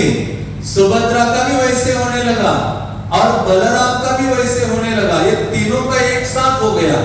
तो ये कहाँ हो रहा था? दरवाजे में हो रहा था। और जब ये हो रहा था तो इतने तीनों ने ये ऐसा रूप कभी प्रकट नहीं किया था। ये प्रकट हुआ था, कैसे प्रकट हुआ था? श्रवण करके, अपनी ही कथा को सुना भगवान ने। जब कृष्ण बालक थे ना वृंदावन में, तो माता यशोदा प्रतिदिन रात्रि में सोते थे जब ये, तो उनको कथा सुनाया करते थे और कृष्ण बड़े ध्यान पूर्वक सुनते थे। जैसे एक बार कृष्ण छोटे से बालक थे और वो सोने के लिए माता यशोदा ने उनको ले जाया और एक कथा स्टोरी सुनाने लगी। हाँ, जैसे माता ये लोरी सुनाती है तो यशोदा माता ने कहा, हे कृष्ण, एक राजा था जिनका नाम दशरथ था। उनके कई पुत्र थे, उनमें से प्रमुख पुत्र थे जिनका नाम राम था। और ऐसे राम को और उनका विवाह हुआ, उनकी पत्नी का नाम सीता था। एक बार उनको वनवास जाना पड़ा तो सीता देवी के साथ वो राम वनवास में चले गए। तो कृष्ण जब सुन रहे थे इतना आनंद आ रहा था, राम कथा सुन रहे थे। कौन सी कथा सुन रहे थे? और यशोदा माता ने थोड़ा रजाई ऐसे यहाँ तक डाला था कि अभी कथा सुनते सुनते सो जाए। तो अच्छा है कि जब रात्रि में कथा सुनते सुनते सोना चाहिए। प्रभुपाद कहा करते थे, सभी भक्तों को उन्होंने बोला था कि रात्रि में जो श्री कृष्ण पुस्तक है ना, प्रभुपाद ने लिखी है, जिसमें भागवत की सारी कृष्ण की लीलाएं हैं। प्रभुपाद कहते हैं सोने से पहले हर एक भक्त को प्रतिदिन सोने से पहले कृष्ण पुस्तक लेकर एक कृष्ण की पूर्ण लीला पढ़नी चाहिए और फिर सो जाना चाहिए। ऐसा करोगे तो स्वप्न में भी क्या आएंगे? कृष्ण आएंगे। प्रभुपाद कहते थे हाँ, तो हमेशा जब जगे हो, कृष्ण की सेवा में हो, सो रहे हो तो भी कृष्ण के स्मरण में हो। इस प्रकार से प्रभुपाद कहा करते थे। कई भक्त हैं जो प्रतिदिन इस नियम का पालन करते हैं। तो इस प्रकार से जब कृष्ण सो रहे थे, सोने लगे, तो वो हाँ हाँ कर रहे थे, सुन रहे थे कि बड़ी अच्छी राम जी की कथा है। लेकिन कथा को जब आगे बढ़ाया उन्होंने कहा कि देखो, जब ये वनवास में थे अरण्य में, तो उस समय एक राक्षस आ गया। राक्षस आया, रावण उसका नाम था। आकर उसने क्या किया? सीता देवी का हरण कर दिया। हाँ, सीता देवी को चुरा कर ले गया राम से दूर। जैसे कृष्ण ने ये सुना ना, सीता देवी को चुरा के ले गया। कृष्ण अपने उस पेड़ के ऊपर खड़े हो गए, खड़े होकर चिल्लाने लगे ऐसे हाथ करके, सौमित्रे सौमित्रे क्वा धनोर। मतलब अभी वो कौन से भाव में आ गए थे? राम जी के भाव में आए थे। हे सौमित्रे, सुमित्रा नंदन, लक्ष्मण, मेरा धनुष कहाँ है? धनुष कहाँ है? मुझे अभी किसको मारना है? रावण को मारना है, जो किसको ले गया है? सीता देवी को। मतलब कृष्ण कथा सुनने में इतने निमग्न हो गए कि उस कथा में प्रवेश कर दिया उन्होंने। किसमें प्रवेश कर लिया? कथा में। जैसी वो माता ने वो दाढ़ी देख के प्रवेश कर दिया था ना कथा में, हाँ, तो यहाँ कृष्ण स्वयं कथा में प्रवेश करते, अपनी कथा को सुनते हैं। तो इस प्रकार से भगवान अपनी वृंदावन लीला को जब सुने, यशोदा, नंद महाराज, सुभद्रा और बलराम के साथ, तो दरवाजे में ही ये उनका विशेष रूप प्रकट हुआ, जिनके हाथ पांव सब अंदर गए और उनकी आंखें बड़ी हो गई। अब ये महाभाव, ये दिव्य प्रेम का लक्षण है। तो ये प्रकट हुआ और उस समय नारद मुनि वहां से गुजर रहे थे। तो नारद मुनि, क्योंकि ये रूप किसी ने नहीं देखा था आज तक, ये नारद मुनि के ऊपर भगवान की विशेष कृपा है। नारद मुनि भगवान के महानतम भक्त हैं। नारद शब्द का अर्थ क्या है? नार अर्थ है नारायण, यानी द का, और द का अर्थ होता है देने वाले। जो नारायण को सबको देने वाले हैं, इसलिए उनको क्या बोला गया है? नारद कहा गया है। तो नारद मुनि सबसे बड़े प्रचारक है। भागवत में जितने भी बड़े बड़े भक्तों का वर्णन आता है ना, वो सब नारद के द्वारा बने हुए भक्त हैं। ध्रुव को नारद जी ने उपदेश दिया, प्रहलाद को उपदेश दिया, वसुदेव को भी उन्होंने उपदेश दिया, युधिष्ठिर को भी उपदेश दिया, व्यासदेव को भी उन्होंने भागवत का उपदेश दिया। तो नारद मुनि साधारण नहीं है। तो ऐसे नारद मुनि, ये जगन्नाथ बलदेव सुभद्रा का ये जो स्वरूप है, ये आज तक किसी ने नहीं देखा इस रूप को। पहले व्यक्ति थे नारद मुनि जो वहां से गुजरे और अचानक देखा ये कौन सा रूप है। तुरंत नारद मुनि अभी उस रूप में ही थे, तीनों खड़े थे। नारद मुनि जोर से चिल्लाए, मैंने देखा, मैंने देखा, मैंने देखा। क्या बोले नारद? जोर से बोलिए। भूख लगी है मुझे लग रहा है, आपको लगी है क्या? जोर से बोलिए। क्या? मैंने देखा, मैंने देखा, मैंने देखा। नारद मुनि कहते अरे मैंने देखा। तो जैसे ही आवाज कृष्ण ने सुनी, अरे ये कौन बोल रहा है? तो कृष्ण ने देखा तो नारद मुनि है। तो फिर से कृष्ण बलराम सुभद्रा अपने नॉर्मल रूप में आ गए और नारद मुनि से इतने प्रसन्न थे क्योंकि इतनी सेवा करते नारद। तो नारद मुनि को कहते हैं, नारद बताओ, आज मैं बहुत आनंदित हूं, आपने इस मेरे अद्भुत रूप को देखा है जो आज तक किसी ने देखा नहीं है। नारद बताओ आप क्या क्या चाहते हो? अभी भक्त कभी कोई भौतिक चीज मांगता ही नहीं है। कल हमने सुना इंद्रद्युम्न के बारे में, राजा इंद्रद्युम्न ने क्या मांगा था? कितनी चीजें मांगी थी भगवान से? 3 चीजें। अपने लिए कुछ नहीं मांगा, सब दूसरों के लिए। तो नारद मुनि कहते हैं कि हे प्रभु, आपका ये जो दिव्य रूप है ना, ये क्या कीजिए, इस भूतल पर प्रकट कराइए और ये प्रकट करके ये सारे जगत के जीवों को आपका दर्शन हो जाना चाहिए और जगत के जीव आपका ये दर्शन करेंगे तो लाभान्वित होकर आपके धाम को प्राप्त हो जाने चाहिए। तो भगवान कहते हैं कि हे नारद, तुम जैसे महान भक्त की इच्छा है उसको मैं मना नहीं कर सकता, पूर्ति करूंगा। मैं अपने भ्राता बलदेव और बहन सुभद्रा के साथ इस नीलाचल मेरा जो नित्य धाम है वहां वास करूंगा और सभी जीवों को अपना दर्शन प्रदान करके मुक्त कराऊंगा जन्म मृत्यु जरा व्याधि से। इसलिए कहा गया है तव दर्शनात् मुक्ति।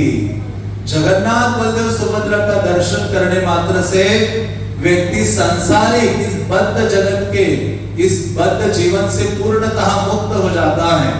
साधारण नहीं है। इसलिए कोई व्यक्ति बहुत बड़ा भाग्य उदित हो जाता है ना, तब उसको यह अवसर मिलता है भगवान के धाम जाने का।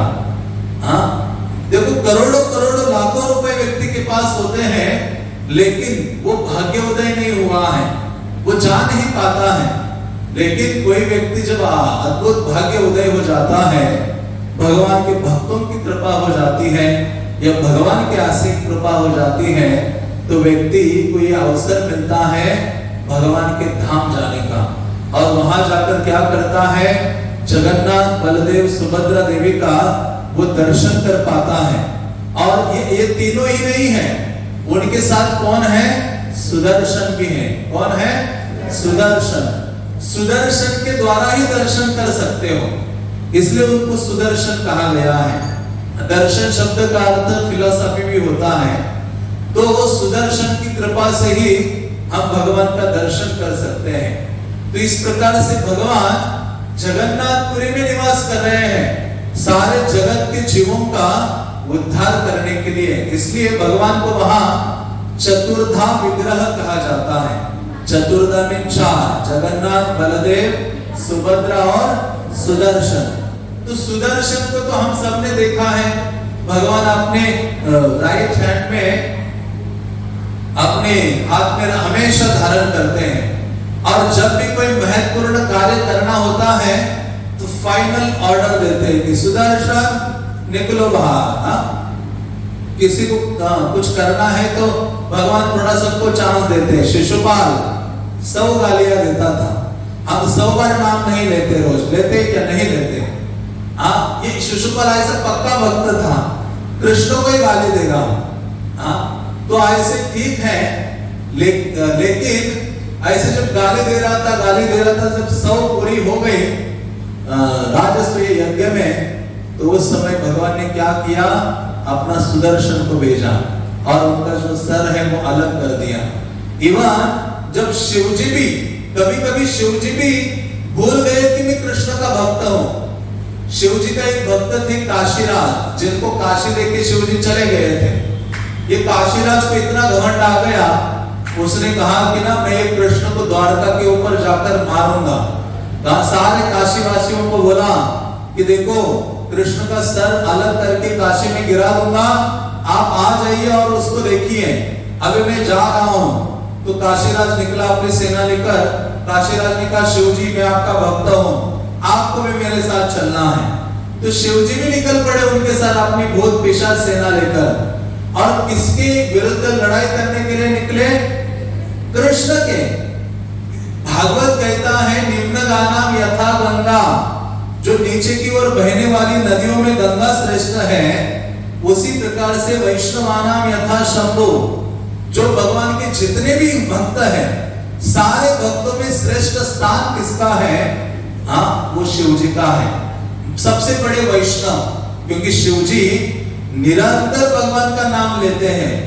ब्रह्मा बोले चतुर्मुखे कृष्ण कृष्ण हरे हरे, महादेव पंचमुखे राम राम हरे हरे। शिव जी के 5 मुख है, पहले एक ही मुख था, लेकिन इतना नाम लेते थे, इतना नाम लेते थे। शिव जी को कृष्ण कहते, अरे शिव जी इतना जप करते रहते हो। कहते प्रभु आपका नाम इतना मधुर है, इतनी मिठास है। हाँ, जैसे रूप गोस्वामी कहते ना कि हे कृष्ण आपके नाम में इतनी मिठास है कि मुझे लाखों जीभ चाहिए। कितनी जीभ चाहिए? अभी एक जीभ कंट्रोल नहीं होती हमें। एक जीभ के लिए कितनी परेशानियां हैं, कितना उसका डिमांड है। इसलिए कहते सारे इंद्रियों में सबसे कठिन इंद्रियां है जिसको कंट्रोल करना बड़ा कठिन है, और वो कौन सी है? जीभ है।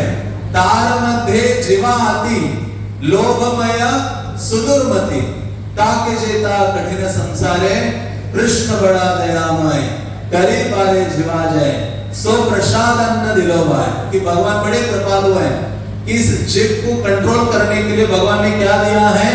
प्रसाद दिया है। प्रभुपाद कहते हैं जीभ को कंट्रोल करना है, क्योंकि जीभ को कंट्रोल नहीं करोगे तो सारी इंद्रियां कंट्रोल में नहीं हो सकती। जिसने जीभ को कंट्रोल किया बाकी सारी इंद्रियां उसके वश में हो सकती हैं। और जीभ क्या करती है? 2 काम करती है। आप वो मेंढक की तरह बोलती रहती है जोर जोर से, और दूसरा सटर फटर खाते रहती है, और जहां तहां खाने के लिए भागती है। दिल्ली के गोलगप्पे लाल किला के उधर जाकर खाएगी। हाँ, वो यहाँ रह रहे लेकिन याद कहाँ के आएगी उसको? वहां किसी बाजार में गोलगप्पे मिल रहे हैं, वहां का दही बनना है। हाँ, कि जीभ तो दौड़ा रही है आदमी को, और कोई नहीं दौड़ा रहा है। तो इसलिए प्रभुपाद कहते हैं जीवा को कंट्रोल हो सकता है जब क्या करेंगे? कृष्ण का नाम लेंगे और कृष्ण का प्रसाद ग्रहण करेंगे। तो इस प्रकार से जो जीव है वो कंट्रोल में हो सकती है या वश में हो सकती है, जिसके द्वारा जो जीव है भगवान की ओर धीरे धीरे अग्रसर हो सकता है। तो ऐसी जो जीव है जिसके द्वारा कृष्ण का जो नाम है हम नित्य रूप से ले सकते हैं। तो श्रील प्रभुपाद कहा करते थे कि निरंतर भगवान का जो नाम है उसको हमें लेते रहना चाहिए। तो ऐसा नाम लेते रहेंगे तो क्या होगा? कृष्ण के प्रति हमारी जो आसक्ति है वो बढ़ेगी।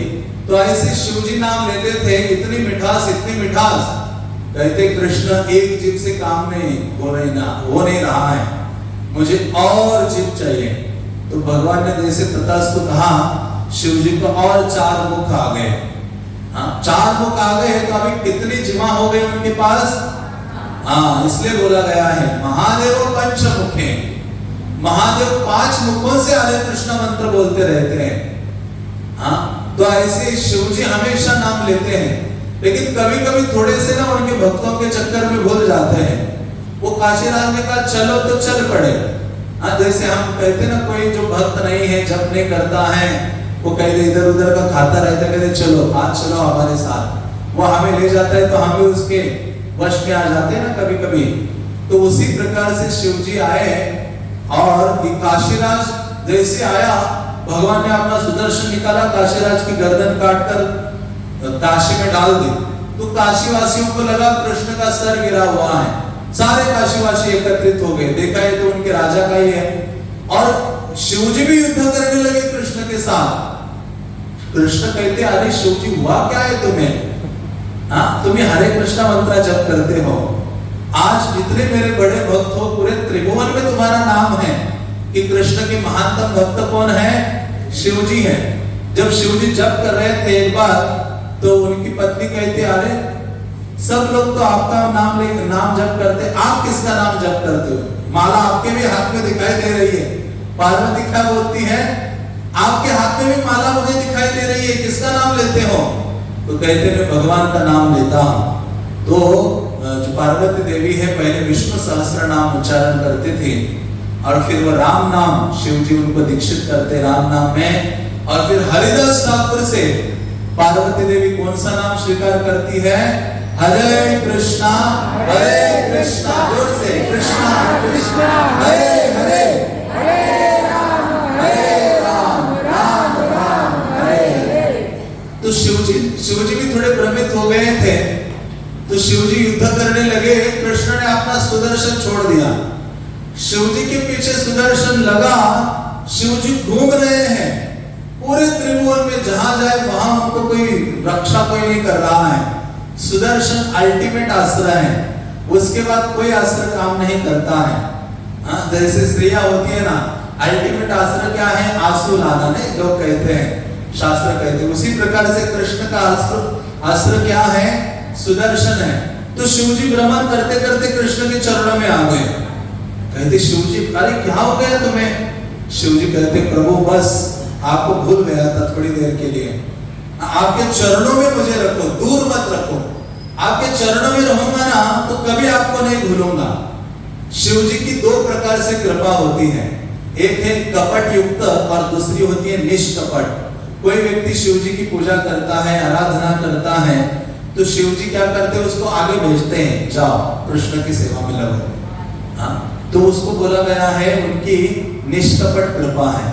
और कोई लोग शिव जी के पास ज्यादातर जाते हैं कि मुझे सुंदर पत्नी चाहिए, पति चाहिए, धन चाहिए। शिव जी कहते ले लो लेकिन मुझसे दूर भागो, क्योंकि शिव जी देखो भीड़ भाले जगह में नहीं रहते। कहाँ रहते हैं? कहाँ स्मशान में रहेंगे, कहाँ पहाड़ के ऊपर रहेंगे, जंगल में रहेंगे। क्यों? एकांत में उनको जप करना होता है। और हम जब जप करने के लिए बैठेंगे पहले टीवी चालू करेंगे, टीवी के सामने जब चल रहा है, मोबाइल के सामने जब चल रहा है, जब पूरा तो शिव जी कैसे हैं? शिव जी इसलिए एकांत पसंद करते हैं। हाँ, तो ऐसे जो शिव जी हैं तो कहते हैं कि नहीं नहीं प्रभु मुझे दूर मत रखिए, मैं आपको भूल जाता हूँ। तो भगवान क्या करते हैं? कहते शिव जी अभी कोई कहाँ निवास नहीं है, अभी तुम्हारा एक ही जगह निवास होगा, और वो भी मेरे धाम के पास, धाम में निवास होगा।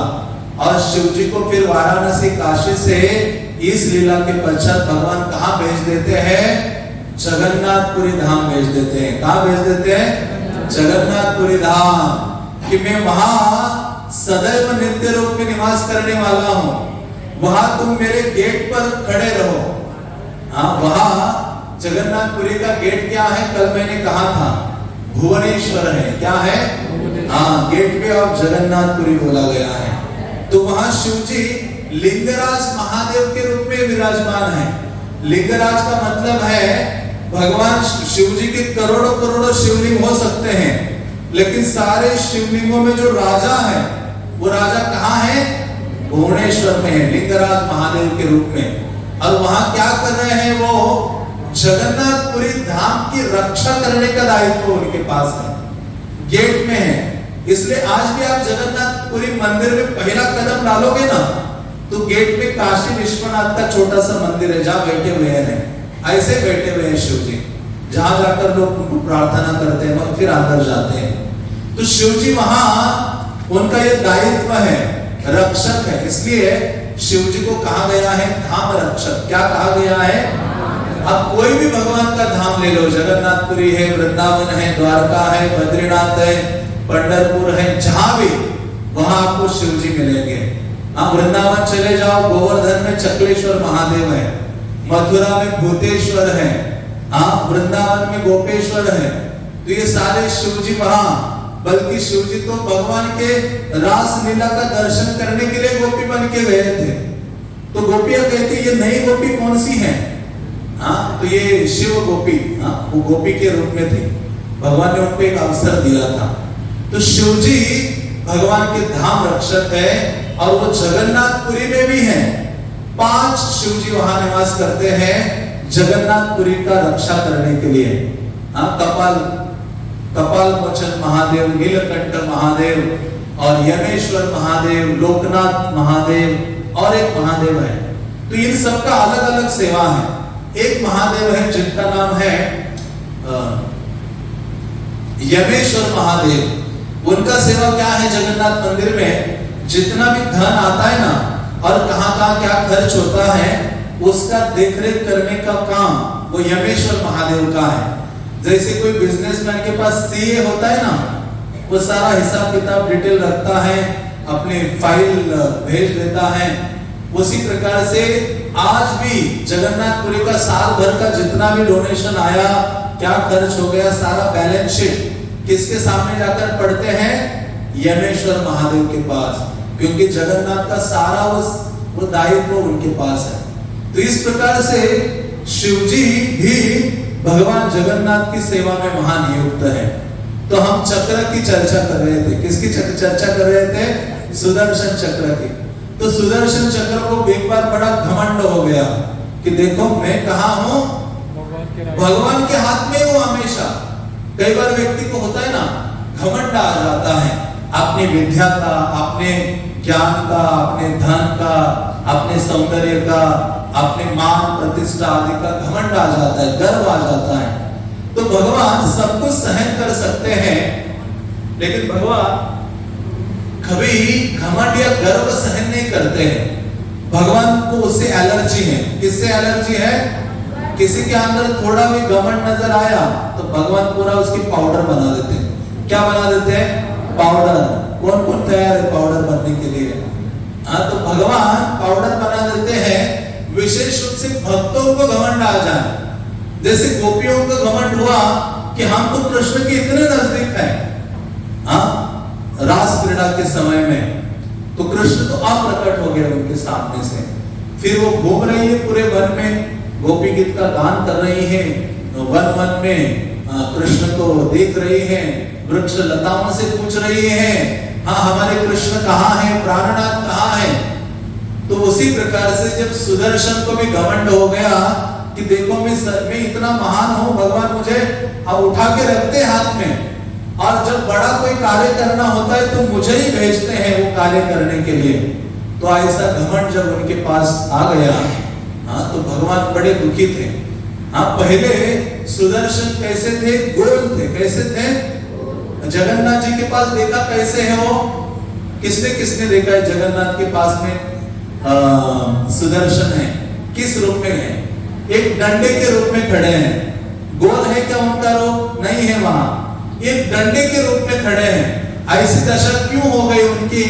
इसी कारण से हो गई, हाँ, अहंकार। इसलिए गीता में कृष्ण कहते ना, अहंकार विमूढ़ आत्मा कर्ता हम इति मन्यते, कि वास्तव में अहंकार भक्ति के लिए अच्छा नहीं है और भक्तों के समाज में भी अच्छा नहीं है। जो अपराधों का कारण बनता है, भगवान की सेवा हमसे छूट जाती है। इसलिए बोला गया है भक्त कैसे होना चाहिए? गोपी भर्तुर पद कमल और दास दासानुदास। प्रभुपाद कहते हैं कि ये भक्त की भावना ये होनी चाहिए कि मैं तो भगवान के भक्तों का भक्त हूँ। आदि पुराण में अर्जुन को भगवान कृष्ण कहते हैं कि हे अर्जुन, जो कहता है कि मैं कृष्ण का भक्त हूँ, कृष्ण कहते वो मेरा भक्त नहीं है। अर्जुन कहते अरे प्रभु ऐसे कैसे? तो कृष्ण कहते कि अरे अर्जुन, जो मेरे भक्तों का भक्त है वो वास्तव में मेरा क्या है? भक्त है। हाँ, इस प्रकार से, हाँ, जैसे मानो कोई हमारे छोटा सा बालक है, माता पिता यदि कोई उस बालक को कुछ खिलाता है, पिलाता है, ध्यान रखता है, तो माता पिता खुश हो जाते हैं ना। तो उसी प्रकार से जब भगवान के भक्त का आश्रय लेकर हम भक्ति करते हैं तो भगवान आनंदित होते हैं, हमें स्वीकार करते हैं। इसलिए आचार्यगण कहते हैं आश्रय लैया भजे कृष्ण तारण नाही तेजे। जो व्यक्ति भक्तों की शरणागत होकर भगवान की सेवा करता है, भक्ति करता है, भगवान उसको कभी त्याग नहीं करते हैं। इसलिए कहा गया है कि भक्तों का आश्रय लेकर भगवान की सेवा करनी चाहिए, जिससे हमारे हृदय में अहंकार नहीं आता है, स्वतंत्रता की भावना नहीं आती है। तो अहंकार आता है तो हम भक्तों से भी दूर हो जाते हैं, भक्ति से भी दूर हो जाते हैं और भगवान की सेवा से भी वंचित रहते हैं। तो इसलिए एक व्यक्ति को हमेशा दास की भावना से बने रहना चाहिए और सेवा करने का प्रयास करना चाहिए। तो ऐसी भावना जब भगवान ने देखी कि सुदर्शन में नहीं है, तो एक दिन सुदर्शन को कहा कि देखो हनुमान को बुला कर लाओ मेरे पास। तो ये सुदर्शन जी जब हनुमान को बुलाने के लिए गए, तो हनुमान तो भगवान के इतने महान सेवक हैं, लेकिन हनुमान के अंदर कभी ऐसा गर्व घमंड नहीं था। तो हनुमान को जब बुलाने के लिए गए, तो हनुमान, ये जो दो सेवक है ना भगवान के, गरुड़ और हनुमान, ये कभी ऐसे पालती मार के बैठे हुए आराम से नजर नहीं आएंगे। ऐसी मुद्रा में बैठते मानो हमें उड़ने को तैयार है। हाँ, देखा है आपने कि आराम से बैठे, पांव फैला के बैठे गरुड़ जी। हनुमान जी की गदा उस कोने में वो पूरा लेटे हुए, ऐसा है नहीं। हनुमान जी बिल्कुल रेडी है, भगवान के चरणों में उनका ध्यान है। भगवान राम को सोच रहे हैं, तुरंत हनुमान जी समझ जाते कि मुझे ये सेवा करनी है।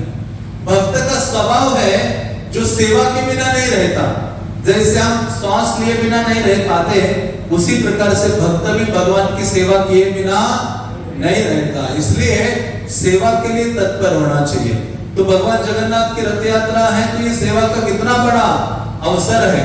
भगवान अपनी कृपा प्रदर्शित करने के लिए अपने मंदिर को छोड़कर बाहर आते हैं, हमें सेवा प्रदान करने के लिए आते हैं। उनको कोई आवश्यकता नहीं है हमसे सेवा लेने की। जैसे भगवान भूखे नहीं होते कि उनको भोग लगाया जाए, लेकिन हमारे ऊपर कृपा करने के लिए भगवान हमसे भोग स्वीकार करते हैं, सेवा स्वीकार करते हैं, माला स्वीकार करते हैं, वस्त्र स्वीकार करते हैं, श्रृंगार स्वीकार करते हैं, जल स्वीकार करते हैं, सब चीजें स्वीकार करते हैं। उनको आवश्यकता नहीं है, केवल हमारे कल्याण के लिए। तो ऐसे जो हनुमान को जब बुलाने के लिए गए, तो ये जैसे गए, कहा भगवान ने आपको बुलाया है जगन्नाथ जी ने। आप जगन्नाथपुरी मंदिर आपने देखा होगा कितना विशाल है, 10 एकड़ के उस पे बना हुआ है। 1100 साल पुराना जो अभी हम मंदिर विजिट करते हैं, पूरी जाते हैं, तो वहां वो 1100 साल पुराना जगन्नाथ का जो मंदिर है, तो भगवान ने जब बुलाया तो ये सुदर्शन बोलकर आ गए, जल्दी आ गए, लेकिन मंदिर के चारों ओर ऐसे बड़ा होकर घूमने लगे, बड़ा सा अपना रूप किया और ऐसे गोल घूमने लगे। तो जब हनुमान जी आए, देखा अरे मुझे तो प्रवेश नहीं दे रहा है ये सुदर्शन। हाँ, जैसे कई बार होता है ना, एक भक्त दूसरे भक्तों के पांव खींच लेता है, तो वैसे ही मानो हनुमान जी को अंदर जाने नहीं दे रहे थे सेवा करने के लिए। तो हनुमान जी प्रार्थना करने लगे, हे जगन्नाथ जी, देखो ये आपके ही भक्त हैं सुदर्शन, जो पूरा अपना बड़ा रूप धारण किया और घूम रहे हैं, ऐसा अंदर आने नहीं दे रहे हैं। हाँ, तो भगवान ने देखा सुदर्शन को थोड़ा घमंड आ गया है, अहंकार आ गया है। तो क्या किया भगवान ने, ऐसी मुद्रा में जब वो थे, हाँ, तो ऐसी मुद्रा में जब थे, तो तुरंत ही हनुमान जी को 8 और हाथ आ गए, और 8 हाथ जब आए तो उनके 4 हाथों में 4 चक्र आ गए, और 2 हाथों में 2 माला जप कर रहे थे, और 2 हाथ इस मुद्रा में थे। तो ऐसे जब सुदर्शन ने देखा, सुदर्शन डर गए कि हनुमान मुझसे बढ़कर है। हाँ, तो हनुमान जी जाते हैं अंदर और कहते, प्रभु भगवान मेरे इतना लेट कैसे हो गए? तो भगवान कहते, सुदर्शन जी ने तो रोका था आपके। सुदर्शन को बुलाते हैं और भगवान कहते हैं, तुमने क्या किया है? एक अपराध किया है, तुम्हें घमंड हो गया था, मेरे भक्त हनुमान को तुमने अलाउ नहीं किया, इसलिए तुम्हारा जो ये रूप है ना गोल, हाँ, अभी जब मेरे साथ रहोगे जगन्नाथ बलदेव सुभद्रा के रूप में, जब हम प्रकट होंगे, तो उस समय तुम्हारा ये गोल रूप नहीं रहेगा, तुम्हें मेरे साथ में एक डंडे के भांति खड़ा होना होगा और खड़े रहोगे बस। तो इसकी पूरी हवा निकल गई सुदर्शन की, पूरे दुखी हो गए, कहने लगे प्रभु ये ठीक नहीं है, क्रंदन करने लगे, जगन्नाथ के चरण पकड़ने लगे। हाँ, जगन्नाथ के चरण पकड़ने लगे और चरण पकड़कर कहने लगे मुझे क्षमा कीजिए। तो भगवान कहते ठीक है, लेकिन एक मैं वचन देता हूँ या आशीर्वाद देता हूँ कि जहां जहां मेरे मंदिर होंगे उसके ऊपर तुम निवास करोगे नील चक्र के रूप में गोल। और जो भी व्यक्ति तुम्हारा दर्शन करेगा ना, मेरे दर्शन का लाभ उसको मिलेगा। और जो भी व्यक्ति तुम्हें कुछ अर्पण करेगा, तुम्हें दिखाएगा, कोई भोग भी दिखाएगा, तो कौन स्वीकार करूंगा? मैं स्वीकार करूंगा। तो इसलिए जगन्नाथपुरी आप जाते हो, तो वहां आप देखते हो भगवान जगन्नाथ के देवालय के ऊपर वो नील चक्र है। उसकी ऊंचाई कितनी है? 15 फीट है, इतना ऊंचा है। और उसके ऊपर आज भी प्रतिदिन जो वहां के सेवकगण हैं, वो प्रतिदिन ऊपर चढ़ते हैं, चाहे ठंड हो, गर्मी हो, तूफान आ रहा हो, प्रतिदिन चढ़ेंगे। इतना विशाल मंदिर, उसके ऊपर कोई लिफ्ट वगैरह नहीं है, वो पत्थरों को पकड़ पकड़ कर चढ़ते हैं। वो व्यक्ति चढ़ता है, नीचे देखने वालों के पसीने छूट जाते हैं, ऐसी हालत होती है। और खाली नहीं, पूरा इतना बड़ा फ्लैग, कई मीटर लंबा जो ध्वजा है, पताका है, उस पताका को लेकर वो चढ़ता है ऊपर। और वो जाकर वो पताका वो चक्र के ऊपर भी चढ़ता है, उसके ऊपर जाकर एक डंडा लगाता है, उसमें वो पताका फहराता है। उस पताका को पतित पावन पताका कहा जाता है। उसके ऊपर निशान है, सूर्य और चंद्रमा के निशान है। क्यों निशान रखे हुए हैं? इसलिए रखे हुए हैं क्योंकि जहां जहां सूर्य और चंद्रमा विद्यमान है, वहां वहां जगन्नाथ का राज्य है। किसका राज्य है? जगन्नाथ स्वामी के। तो वहां वहां जगन्नाथ का राज्य है, जहां जहां सूर्य और चंद्रमा है, इसलिए उनको जगन्नाथ कहा जाता है, जो जगत के नाथ हैं। इस प्रकार से हम देखते हैं कि भगवान जगन्नाथ कभी घमंड, अहंकार आदि को सहन नहीं करते हैं। उसी प्रकार से दक्षिण भारत से एक व्यक्ति आया था, एक धनवान व्यक्ति था, जिसका नाम था जगत सेठ। ये जगत सेठ जब जगन्नाथपुरी आया, ये बहुत पुरातन बात है, जब आया तो वो बहुत सारा धन लेकर आ गया जगन्नाथपुरी में। लेके आया तो उन्होंने जो मंदिर के सेवक थे उनको 1 लाख रुपए दिए। कितने दिए उस समय? 1 लाख। कई मानो बहुत पुरानी बात है, मतलब पूरे दिन कितने भी आप खर्च करो, 10 रुपए में सब कुछ आ जाए। तो 1 लाख रुपए दिए और उन्होंने कहा, उसको थोड़ा अपने धन का अहंकार था, धन का घमंड। इसलिए कुंती देवी कहती है कि हे प्रभु, 4 जो लोग हैं वो आपकी भक्ति में नहीं लगते हैं। जन्म, ऐश्वर्य, श्रुत, श्री भी एदमान मद कुमान। 4 चीजों से व्यक्ति को घमंड या अहंकार आता है। पहला है जन्म, उच्च कुल में जन्म लेना। और जन्म, उच्च कुल में जन्म होता है तो व्यक्ति को घमंड होता है, मैं ब्राह्मण कुल से हूं, मैं इस कुल से हूं, मैं उस कुल से हूं। उससे कुछ फर्क नहीं पड़ता है। यदि हम किसी भी कुल में जन्म ले लेकिन भगवान के दास नहीं बने, तो ऐसा व्यक्ति पशु के समान है, ऐसे कुल का कोई लाभ नहीं है। तो कहते हैं जन्म, दूसरा है ऐश्वर्य। व्यक्ति के पास धन आता है तो भी वो अहंकार से मदमत्त हो जाता है। जन्म, ऐश्वर्य, श्रुतः, नॉलेज, ज्ञान। व्यक्ति के पास ज्ञान होता है, बहुत पढ़ता है, लिखता है। जो पढ़े लिखे लोग हैं वो भी भगवान की शरण में नहीं आते हैं। इसलिए कुंती महारानी, भागवत शुरू होती है कुंती महारानी से।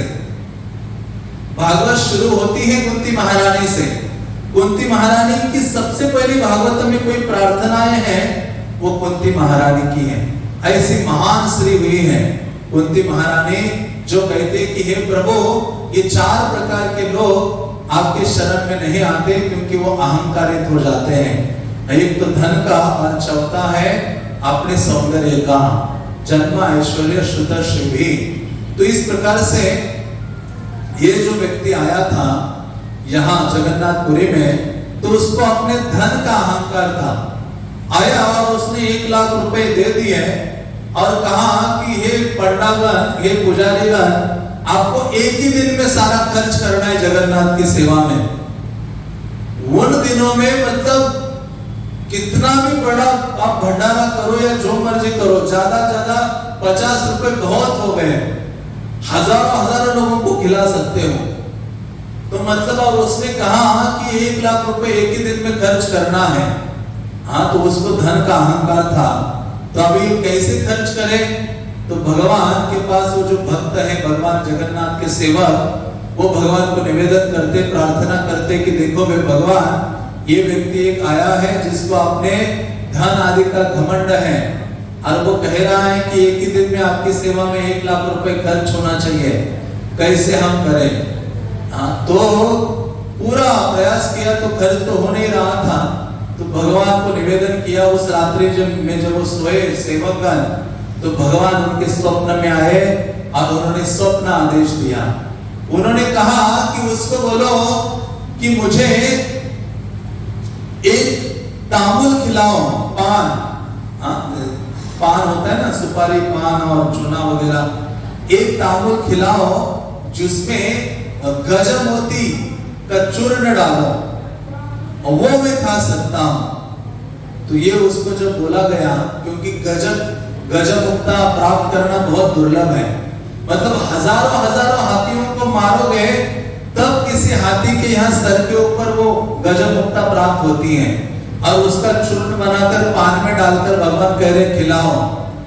तो वो कह रहे थे, ये जब ये बताया उस जगत सेठ को, तो वो समझ गया कि जगन्नाथ जी ने मेरे अहंकार को क्या किया है, चूर्ण किया है, पाउडर किया है।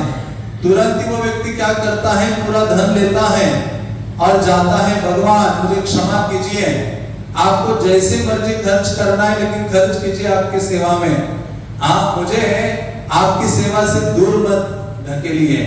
तो इस प्रकार से भगवान व्यक्ति का जो घमंड है, अहंकार है, जगन्नाथ जी क्या करते हैं, चूर्ण करते हैं। तो ऐसे जगन्नाथ बलदेव सुभद्रा जगन्नाथपुरी में निवास करते हैं। जैसे मैंने कल कहा था कि राजा इंद्रद्युम्न के लिए प्रकट हो गए, दूसरा उनका प्राकट्य आज हमने सुना, द्वारका में रुक्मिणी के महल में भगवान का ये रूप प्रकट हुआ, जगन्नाथ बलदेव सुभद्रा का। और तीसरा कहाँ प्रकट होते हैं भगवान, वृंदावन में प्रकट होते हैं। तो एक वर्णन आता है, हमारे आचार्यगण विशेष रूप से सनातन गोस्वामी आदि वर्णन करते हैं बृहद भागवतामृत में, कि कृष्ण एक बार मूर्छित होकर गिर पड़े थे, और इसलिए मूर्छित हो गए थे कि कृष्ण को श्रीमती राधा रानी से बहुत अधिक विरह हो रहा था, और वृंदावन के भक्तों से विरह हो रहा था द्वारका में, तो मूर्छित होकर गिर पड़े। तो उस समय उद्धव वहां आ जाते हैं, वहां उद्धव आ जाते हैं, बलराम आ जाते हैं, और नारद मुनि भी आ जाते हैं।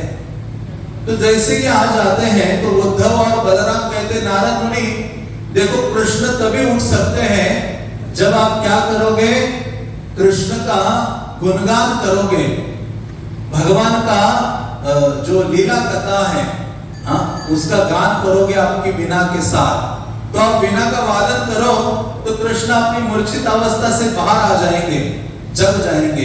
तो नारद मुनि कहते, नहीं, मैं जब बजाऊंगा ना और गान करूंगा कृष्ण लीला का, तो कृष्ण उठते ही दौड़ पड़ेंगे। कहां दौड़ेंगे, वृंदावन की ओर दौड़ेंगे। इसलिए क्या है, अच्छा है, एक रथ तैयार करो पहले। तो एक रथ लाया गया, जहां कृष्ण गिरकर पड़े थे मूर्छित, वहां एक रथ तैयार किया गया, दारुक आ गया, घोड़े आ गए, कि नारद मुनि जैसे बिना बजाएंगे, ब्रज लीला कहानी का वर्णन करेंगे, तो कृष्ण जग जाएंगे और दौड़ के वृंदावन की ओर जाएंगे। तो लेकिन नारद मुनि कहते हैं कि देखो, एक तो ये है, दूसरा है कि यदि कृष्ण डायरेक्ट वृंदावन पहुंच गए और वृंदावन वासियों को जब देखा भगवान ने इतने दुखद विरह स्थिति में, तो कृष्ण वापस नहीं आ सकते, कृष्ण को हम हमेशा हमेशा खो देंगे। इसलिए अच्छा है कि आप में से कोई एक, या तो उद्धव या तो बलराम, पहले एक रथ ले लो, वृंदावन आगे पहुंच जाओ और बोलो कि कृष्ण आ रहे हैं पीछे से रथ के ऊपर। तो जब ये कहा, बोला कि उद्धव तुम चले जाओ पहले रथ लेकर, वृंदावन के भक्तों को बोलो कि कृष्ण अभी आ रहे हैं रथ के ऊपर बैठकर आप सबसे मिलने के लिए।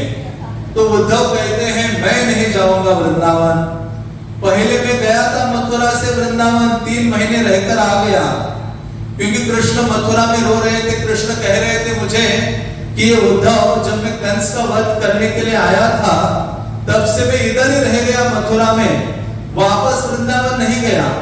और वृंदावन के भक्त प्राण भी नहीं छोड़ रहे थे। क्यों नहीं छोड़ रहे थे? कृष्ण केवल एक शब्द बोल के आए थे, आया सो मतलब मैं वापस आऊंगा। बस इसी शब्द का पालन करने के लिए, इसी वचन का पालन करने के लिए वृंदावन की गोपियां, सखा, ब्रजवासीगण जीवित थे।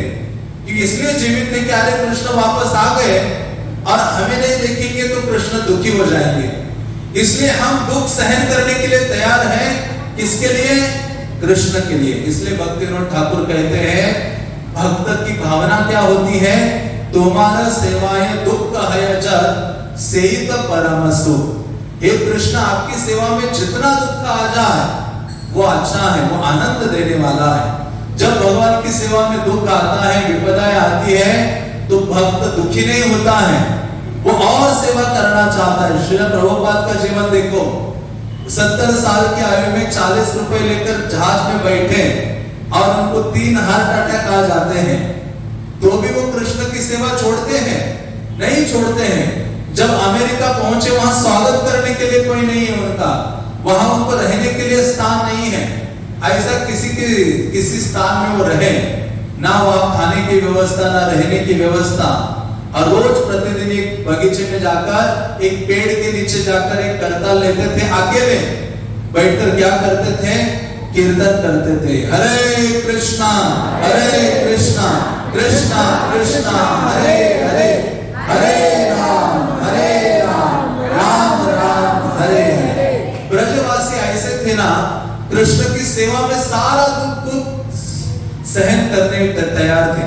जैसे वृंदावन में एक महान वैष्णव गया है हमारे संप्रदाय में, जिनका नाम है लोकनाथ गोस्वामी, जो नरोत्तम दास ठाकुर के गुरु हैं। उनके पास अपने विग्रह थे जिनका नाम था विनोदी लाल। तो वो अपने गले में कपड़ा बांधकर रखते थे और उसी में भगवान को रखते थे और चलते थे। भगवान जब वो चलते थे वृंदावन के वनों में, तो भगवान कहते थे रुको रुको, देखो यहाँ मैंने ये लीला की है, वहां मैंने ये लीला की है, ये सब दिखाते थे।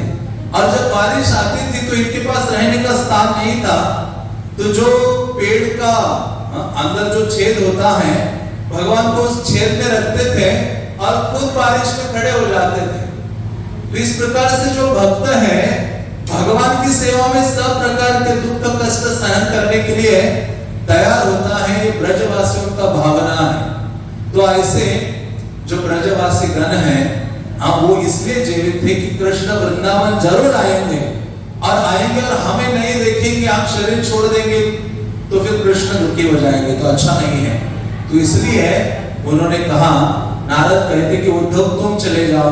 उद्धव कहते मैं नहीं जा सकता, मैं गया था वृंदावन वासियों को बोला कि कृष्ण को भेज देता हूँ, आ जाएंगे। तो कृष्ण तब से गए नहीं। मैं अभी जाके बोलूंगा कृष्ण आ रहे हैं, तो वृंदावन वासी कहेंगे तुम झूठे हो, पहले भी आए थे तुम, वचन देकर गए थे। कहते मैं नहीं जाऊंगा। तो बलराम को कहा, बलराम आप ये व्रत लेके आगे चले जाओ, फिर ये बिना बजाएंगे कृष्ण उठेंगे, बाद में चलेंगे। बलराम कहते मैं कदापि वृंदावन नहीं जा सकता। मैं गया था, 2 महीने रहकर आ गया, और यशोदा माता को बोला कि मैं वापस जाऊंगा, मेरे भाई कन्हैया को, कृष्ण को भेज दूंगा। मैंने कृष्ण को कितनी बार बोला वृंदावन जाओ, चलो वृंदावन। कृष्ण गए नहीं। अभी मैं जाऊंगा तो मेरे वचनों पर विश्वास नहीं करेंगे। तो वहां कौन आ गई? सुभद्रा देवी आ गई। सुभद्रा मैया के सुभद्रा मैया आई और कहती मैं वृंदावन जाऊंगी, मेरे लिए रथ तैयार करो। तो उनके लिए रथ रखा। सुभद्रा देवी जैसे रथ पर बैठ गई ना, बलराम कहते मेरी बहन जा रही है, उसको अकेले जाने नहीं दूंगा, मैं उसके साथ जाऊंगा। तो बलराम कहते हैं, मैं सुभद्रा माता कहती है कि मैं आगे जाती हूँ, मैं जाकर वृंदावन वासियों के पास जाऊंगी, यशोदा माता के गोद में बैठूंगी और उनको कहूंगी पीछे से कृष्ण आ रहे हैं, उनके स्वागत की तैयारियां कीजिए। तो मेरे वचनों पर विश्वास करेंगे वृंदावन के भक्तगण, इसलिए मैं पहले जाऊंगी। तो उनको भेजने की तैयारी की। तो उस समय जैसे सुभद्रा मैया निकली तो बलराम कहते नहीं, मैं भी आपके साथ चलूंगा। तो बलराम के लिए एक अलग रथ रखा। तो बलराम कहते आगे मैं चलूंगा और सुभद्रा मैया तुम कैसे चलो, मेरे पीछे पीछे चलो, तो हम एक साथ जाएंगे।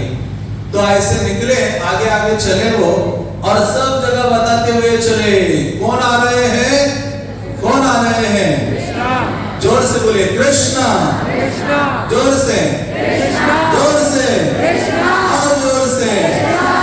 हाँ, तो अभी कृष्ण आ रहे हैं, जगन्नाथ इज कमिंग, जगन्नाथ जी आ रहे हैं अभी 1 तारीख में यहाँ प्रयागराज में।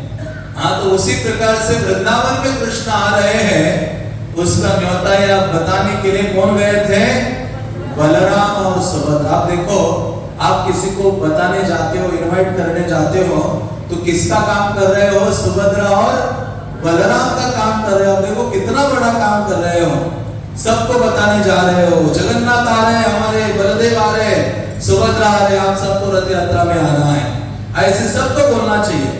आप जब एक व्यक्ति को बोलते हैं ना कृष्ण, और आपका नाम उनके अकाउंट में लिख देते हैं। कृष्ण के पास 2 डायरियां हैं। कितनी डायरियां हैं, 2 डायरीज हैं। हाँ, जो ऐसी सब सेवाएं करते हैं उनका नाम भगवान लिखते रहते। अच्छा, ये भी नाम दर्ज हो गया इसका, इसलिए सेवा शुरू कर दे। तो कौन कौन चाहते हैं वेणी राधा, वेणी माधव या जगन्नाथ बलदेव सुभद्रा का जो डेली डायरी है उसमें नाम चला जाए अपना, हम सब चाहते हैं ना, हरि बोल।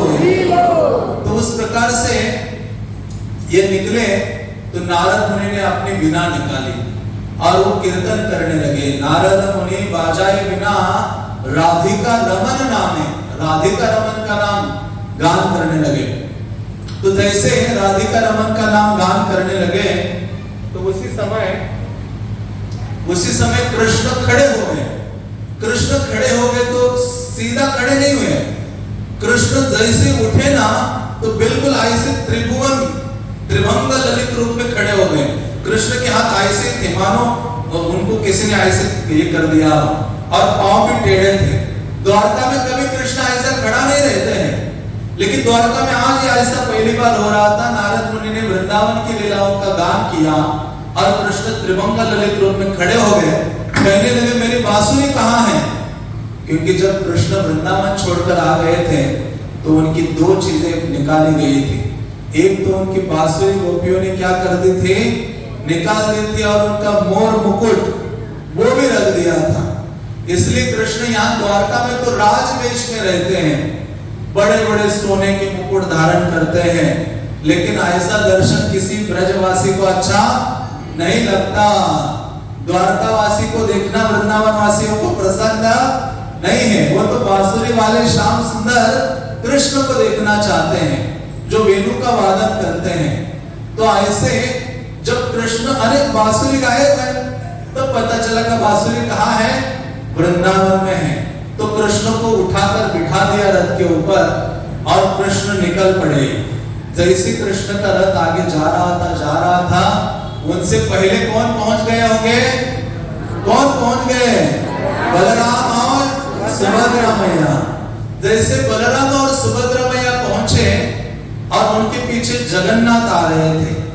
तो इस प्रकार से आप जगन्नाथपुरी की रथ यात्रा जब देखते हो पुरी में, तो ऐसे 3 रथ निकलते हैं और सबसे पहले कौन निकलते हैं, बलराम। इस लीला के कारण वहां 3 प्रकार से रथ है और इस सीक्वेंस ये है, पहले बलराम जाएंगे, उनके बाद कौन जाएंगे, सुभद्रा, और अंत में कौन राजा निकलेंगे, जगन्नाथ जी निकलेंगे।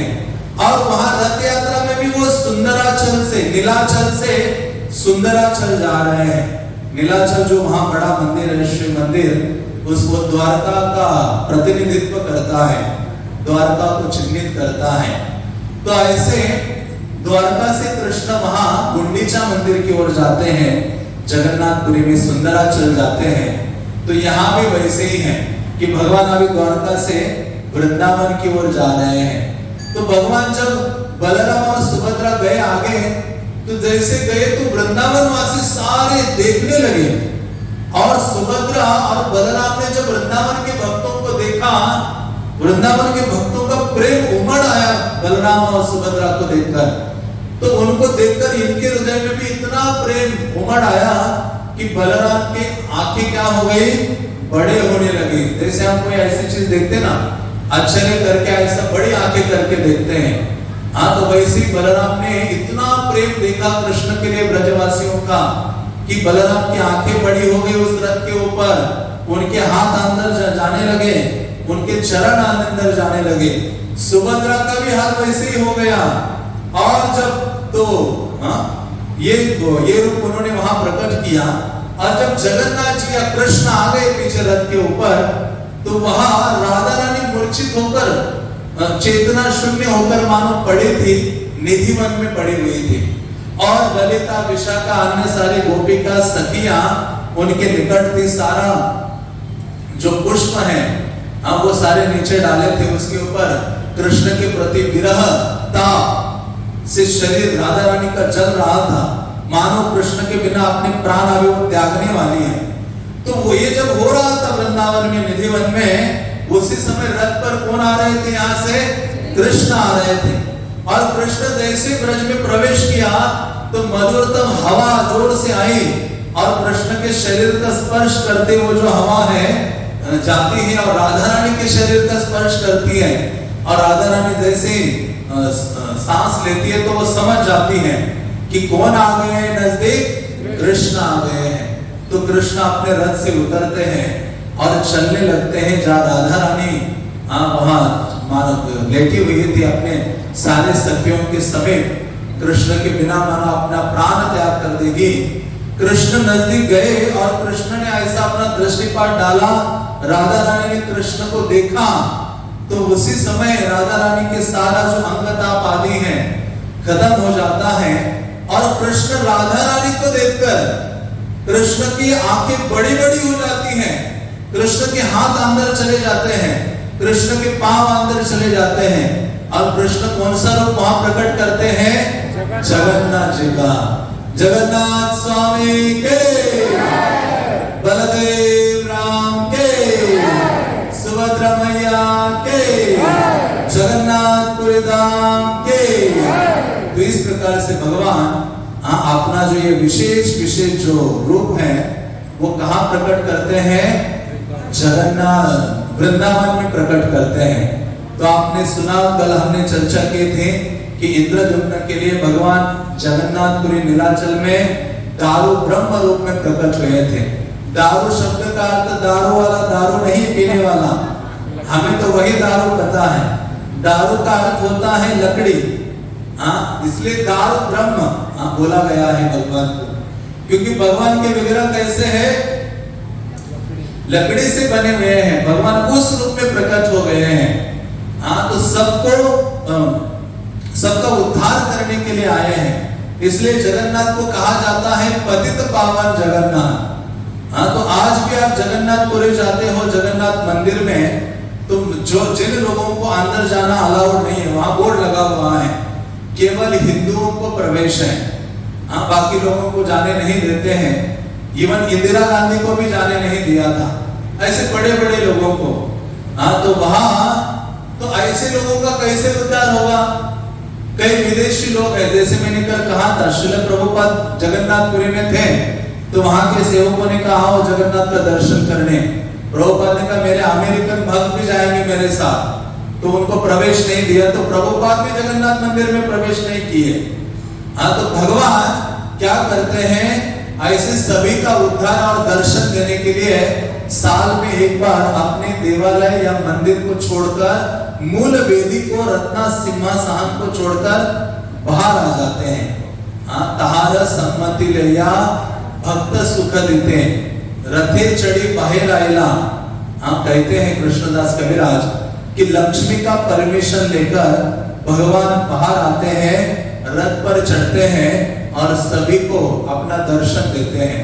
तो भगवान साल में एक बार बाहर आते हैं, लेकिन भगवान का एक जो विग्रह है ना जगन्नाथ जी का, जगन्नाथ मंदिर के मेन गेट पर, रोड पर ही स्थापित किया है। गेट के ऊपर आप जगन्नाथपुरी जाते हो, जैसे रोड पर आप चल रहे हो तो भी आपको जगन्नाथ दिखाई देंगे। तो उनको कहा गया है पतित पावन जगन्नाथ। क्या बोला गया है, पतित पावन। पतितों को पावन करने वाले हैं वो प्रभु। क्योंकि जिन लोगों को अंदर प्रवेश नहीं है वो लोग वहां जो जगन्नाथ जी वहां मानो यहाँ जय विजय है ना बाहर, वैसे ही जगन्नाथ को वहां स्थापित किया है और उनका दर्शन करने से ही जीवों का उद्धार हो जाता है। अंदर मंदिर के गए हैं या ना गए हो तो उतना ही लाभ होता है व्यक्ति को बाहर दर्शन करने से। क्यों? क्योंकि ओडिशा के राजा थे रामचंद्र देव। तो ये रामचंद्र देव वहां राजा थे। उन दिनों मुस्लिम शासकों ने आक्रमण किया। एक मुस्लिम शासक था जो मंदिर तोड़ते हुए आ रहा था, ओडिशा बिहार सब जगहों में, उसका नाम था तकी खान। तो उसने आक्रमण किया। वो जगन्नाथ मंदिर के ऊपर उसका आंख थी कि जगन्नाथ मंदिर को भी तोड़ना है। हाँ, तो ये रामचंद्र देव वहां के राजा थे। उनको इन्होंने परास्त किया और उनको बंदिस्त करके जेल में डाला और उनको कहा कि आपको मेरी जो बहन है रिजिया, मुस्लिम था वो, कि उससे विवाह करना पड़ेगा। यदि उससे विवाह नहीं करोगे तो तुम्हारे जगन्नाथ मंदिर और अन्य जो मंदिर है मैं तोड़ूंगा ओडिशा में। तो भगवान की सेवा के लिए ये जो राजा रामचंद्र देव है वो क्या करते हैं, वो जो मुस्लिम शासक था उनकी जो बहन थी रिजिया उससे विवाह कर लेते हैं। और जैसे विवाह होता है तो उनका धर्म परिवर्तन हो जाता है। और उस समय क्योंकि जगन्नाथ के कई सारे सेवक हैं, बहुत बड़ा लिस्ट है, तो जगन्नाथ के जितने अनंत अनंत सेवक हैं उनमें जो सबसे पहला सेवक कोई है तो वो कौन है? ओडिशा का राजा गजपति राजा। आज भी आप जगन्नाथ रथ यात्रा देखे होंगे टेलीविजन में या फिर वहां भी जाकर, तो जब रथ यात्रा निकलती है तो उससे पहले राजा आते हैं। आज भी राजा है वहां, दिव्य सिंह देव, वो आते हैं, भगवान के सामने झाड़ू लगाते हैं, आरती करते हैं और तब भगवान निकलते हैं। और कुछ सेवा में परिवर्तन करना होता है, भगवान आज भी राजा के स्वप्न में आदेश देते हैं। हाँ, तो उसी प्रकार से वो जो राजा थे सारी सेवाएं उनके द्वारा होती थी।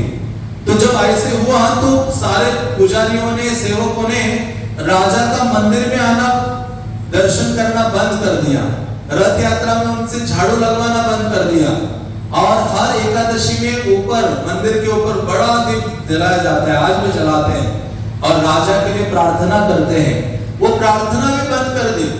तो ये जो राजा है बहुत दुखी हुआ कि हे प्रभु, मैंने तो आपकी सेवा के लिए किया है ताकि वैष्णवों को परेशानी ना हो, आपका देवालय ना टूटे, विभिन्न विभिन्न जो देवालय हैं वो ना टूट जाए, तो लेकिन मैं आपके दर्शन नहीं कर पा रहा हूँ। तो जब ये राजा के साथ ऐसे हुआ तो उनकी जो हिंदू रानियां थी सब उनको छोड़कर चली गई, ये अकेले रह गए। तो ये राजा बहुत रोया करते थे रामचंद्र देव, और रात्रि में अपना घोड़ा लेकर जगन्नाथ मंदिर के दरवाजे पर आते थे और वहां दरवाजे के सामने आकर रोड पर लोटपोट होते थे, आंसू बहाते थे, प्रार्थना करते थे, रोते थे कि हे प्रभु जगन्नाथ, मुझे कब आप दर्शन प्रदान करेंगे? हाँ, मैं बहुत पतित हूँ, आप मुझे पवित्र कीजिए।